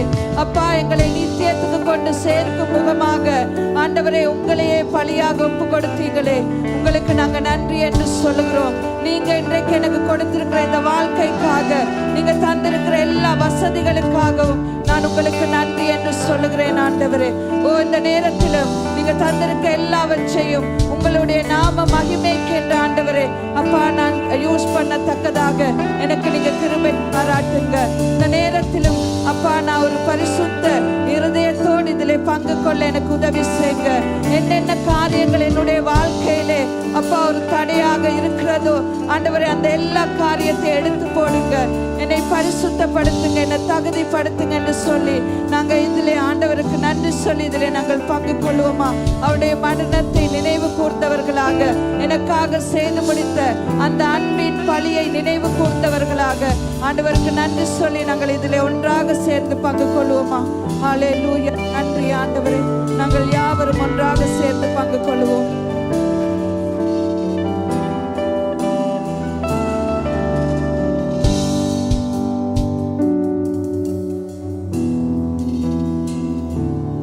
ஹல்லேலூயா. நன்றி சுவாமி. போஜனம் பண்ணின பின்பு அவர் அந்தப்படியே பாத்திரத்தை எடுத்து, இந்த பாத்திரம் என் இரத்தத்தினாலாகிய புதிய உடன்படிக்கையாயிருக்கிறது. இதை நீங்கள் பானம் பண்ணும் போதெல்லாம் என்னை நினைவு கூறும்படி இதை செய்யுங்கள் என்றார். ஆகையால் நீங்கள் இந்த அப்பத்தை புசித்து இந்த பாத்திரத்தில் பானம் பண்ணும் போதெல்லாம் கர்த்தர் வருமளவும் அவருடைய மரணத்தை தெரிவிக்கிறீர்கள். இந்த நேரத்திலே அந்த வசனம் சொல்லுகிற ஒவ்வொரு காரியத்தை நாங்கள் பார்க்கிற போது அவரை நினைவு கூறும்படியாக நாங்கள் அழைக்கப்பட்டிருக்கிறோம். அவர் எதற்காக எங்களுக்காக மரித்தாரோ அந்த காரியத்தை நினைத்தவர்களாக அவருடைய இரத்தத்துக்கு சமானமாய் இருக்கிற இந்த ரசத்தை ஆண்டவருக்கு நேராக உயர்த்தி சொல்ல போகிறோம். ஆண்டவரே, இந்த இரத்தத்தினாலே என்னை கழுவி சுத்திகரிங்க ஆண்டவரே. உங்களுக்கு ஏற்ற பாத்திரங்களாக, உங்களுக்கு ஏற்ற பலியாக ஆண்டவரே அந்த கர்த்தாவே நாங்கள் எங்களை ஒப்பு கொடுக்கிறோம். ஆண்டவருடைய வசனம் சொல்லுகிறது எங்களை அவருக்கு நாங்கள் ஜீவ பலியாக ஒப்பு கொடுக்க வேண்டும் என்று. இந்த நேரத்திலும் நாங்கள் ஒப்பு கொடுத்து சொல்லுவோம், ஆண்டவரே உங்களுடைய இரத்தத்தை, இந்த இரத்தத்தினாலே என்னை முழுவதுமாக கழுவி பரிசுத்தப்படுத்துங்க. எனக்கு சுகத்தை நீங்க கொடுங்க ஆண்டவரே. அப்பா, இதை எடுக்கிறது கூடாக எனக்குள்ள இருக்கிற எல்லா பலவீனங்களையும் ஆண்டவரே நீங்க நீக்கி போடுங்க என்று நாங்கள் சொல்லுவோமா? ஹல்லேலூயா. நன்றி ஆண்டவரே. உங்களுடைய இரத்தத்துக்காக நன்றி. எனக்காய் நீங்க செய்து முடித்த அந்த சிலுவை மரணத்துக்காக நாங்கள் உங்களுக்கு நன்றி என்று சொல்லுகிறோம். உங்களை நினைவு கூறும்படி ஒரு சந்தர்ப்பத்தை எங்களுக்கு தந்திருக்கிறதுக்காக நாங்கள் உங்களுக்கு நன்றி என்று சொல்லுகிறோம். எங்களுக்கு நீங்க இந்த ஜீவனை கொடுத்து எங்களை வைத்திருக்கிறதுக்காக நன்றி என்று சொல்லுகிறோம். அவ்வண்ணமாகவே எங்களை நீங்கள் நித்தியத்திலே கொண்டு சேர்க்க போகிறதுக்காக உங்களுக்கு நன்றி என்று சொல்லுகிறோம். அப்பா, உங்களுக்கு மகிமைப்படுத்துகிறோம். நாங்கள் நன்றி உள்ள இருதயத்தோடு அந்த மரணத்தை நினைவு கூர்ந்தவர்களாக, எங்களுக்காக சிந்தப்பட்ட அந்த இரத்தத்தை நினைவு கூர்ந்தவர்களாக இந்த நேரத்தில் இதிலே நாங்கள் பங்கு கொள்வோமா? ஹல்லேலூயா. நன்றி சுவாமி.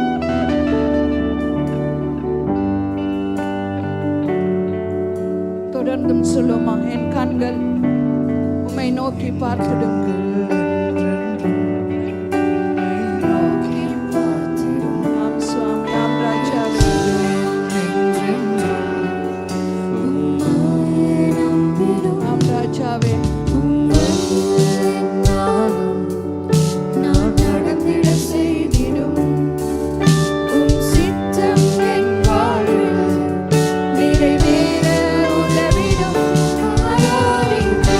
கரங்களை உயர்த்தி ஆண்டவரை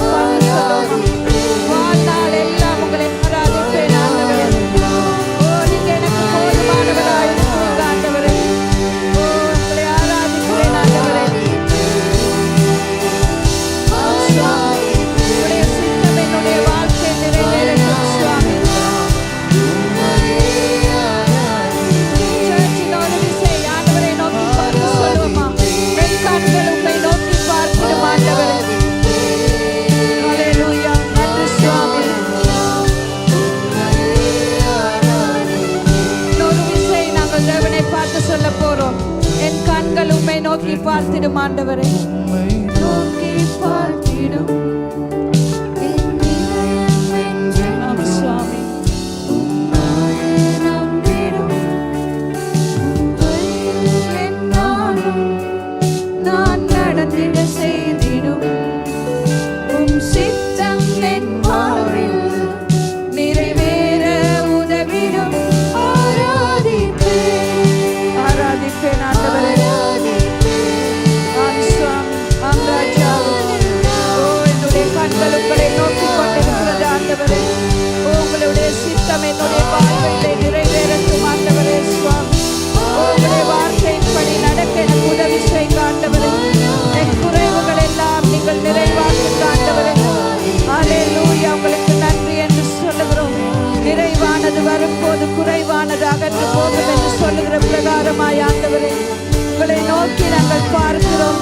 உங்களுடைய வழியிலே நடக்க அப்பா, உங்களுடைய சித்தம் எங்களுடைய வாழ்க்கையில நிறைவேற நீங்க எங்களுக்கு உதவி செய்ய போகிறதுக்காக உங்களுக்கு நன்றி என்று சொல்லுகிறோம் ஆண்டவரே. மேலான காரியங்களை நாடி தேடுங்கள் என்று சொன்னீங்களே அப்பா, இந்த நேரத்திலும் அந்த மேலான காரியங்களை நாடி தேட எங்கள் ஒவ்வொருவருக்கும் நீங்க உதவி செய்யும்படியாக நாங்கள் ஜெபிக்கிறோம். இந்த உலகத்துக்குரிய காரியங்கள் அல்ல, அந்த நித்தியத்தை நோக்கி நாங்கள் பார்க்கத்தக்கதாக நீங்க கிருபை செய்யுங்க ஆண்டவரே. அதே போல ஆண்டவரே, இந்த இடத்திலே அப்பா, இந்த மாதத்திலே முதலாவது கிழமையில எங்களை நீங்கள் கொண்டு வந்திருக்கிறீங்க ஆண்டவரே. எங்களை அப்பா உங்களுடைய கரத்திலே நாங்கள் ஒப்பு கொடுத்து ஜெபிக்கிறோம். இந்த மாதம் முழுவதும் உங்களுடைய சித்தம் எங்களுடைய வாழ்க்கையில் நிறைவேற உதவி செய்யுங்க சுவாமி. இந்த மாதம் முழுவதும் உங்களுடைய கரத்தை நாங்கள் காண உதவி செய்யுங்க. இந்த மாதம் முழுவதும் என்னென்ன குறைவுகளோடு அப்பா உங்களுடைய பிள்ளைகள் இருக்கிறார்களோ அந்த குறைவுகள் எல்லாவற்றையும் நீங்க நிறைவாக்கி ஆசீர்வதித்து கொடுக்கும்படியாய் ஜெபிக்கிறோம். இந்த மாதம் முழுவதும் உங்களுடைய பிள்ளைகளுக்கு தேவையான நல்ல சுகபலன் ஆரோக்கியத்தை நீங்க கொடுக்கும்படியாக ஜெபிக்கிறோம். இந்த மாதம் முழுவதும் உங்களுடைய பிள்ளைகள் கையிட்டு செய்கிற காரியங்களை நீங்கள் ஆசீர்வதிக்கும்படியாய் ஜெபிக்கிறோம். இந்த மாதம் முழுவதும் உங்களோடு தான் நடக்கிற அந்த வாழ்க்கையிலே உங்களை இன்னும் அதிகமாய் அறிந்து உங்களை பற்றிக்கொள்ள உங்களுடைய பிள்ளைகள் ஒவ்வொருவருக்கும் அனுகிரகம் செய்யும்படியாக ஜெபிக்கிறோம் ஆண்டவரே. அப்பா, உங்களுடைய நாமத்தினாலே உங்களுடைய பிள்ளைகளை ஆசீர்வதித்து ஜெபிக்கிறோம். உங்களுடைய பிள்ளைகள் பலத்தின் மேல் பலன் கொண்டு ஆண்டவரே உங்களோடு நடக்க கிருபை தரும்படியாக நாங்கள் ஜெபிக்கிறோம். குடும்பங்களை ஆசீர்வதிங்க, தனி நபர்களை ஆசீர்வதிங்க, பிள்ளைகளுடைய படிப்புகளை ஆசீர்வதிங்க, தொழில்களை ஆசீர்வதிக்கும்படியாக நாங்கள் ஜெபிக்கிறோம். அப்பா, இவை எல்லாவற்றுக்கு கூடாகவும் உங்களுடைய நாமம் ஒன்று மாத்திரம் மகிமை அடையட்டும். உங்களுடைய அன்பு கரத்திலே அப்பா எங்களை ஒவ்வொருவரை ஒப்பு கொடுத்து ஜெபிக்கிறோம். நீங்க முழுவதுமாக நீங்க பொறுப்படுங்க. என்னென்ன காரியங்கள் உங்களுடைய பிள்ளைகளுக்கு முன்பாக தடையாக இருக்கிறதோ எல்லா காரியத்தையும் இயேசு நாமத்தினாலே நாங்கள் எடுத்து போட்டு ஜெபிக்கிறோம் ஆண்டவரே. உங்களுடைய கிருபையும் நன்மையும் உங்களுடைய பிள்ளைகளை சூழ்ந்து கொள்ளட்டும். உங்களுடைய அன்பை இன்னும் அதிகமாக இந்த மாதத்திலே ஒவ்வொரு காரியத்திலும் அனுபவிக்க தேவரீர் அனுகிரகம் செய்யும்படியாய் உங்களுடைய பிள்ளைகளை ஒப்பு கொடுத்து எங்களை தாழ்த்தி உங்களை உயர்த்தி இயேசுவின் நாமத்திலே ஜெபிக்கிறோம் நல்ல பிதாவே, ஆமென். நாங்கள் யாவரும் சேர்ந்து சொல்லுவோமா? என் ஆத்துமாவே கர்த்தரை ஸ்தோத்தரி, என் முழு உள்ளமே கர்த்தருடைய பரிசுத்த நாமத்தை ஸ்தோத்தரி. என் ஆத்துமாவே கர்த்தரை ஸ்தோத்தரி, அவர் செய்த சகல உபகாரங்களை மறவாதே. பிதாவாகிய தேவனுடைய அன்பும் கர்த்தராகிய இயேசு கிறிஸ்துவின் கிருபையும் பரிசுத்த ஆவியானவருடைய ஐக்கியமும் இன்றும் என்றும் சதா காலங்களிலும் எங்கள் யாவரோடும் கூட இருப்பதாக. ஆமென், ஆமென். God bless you, church.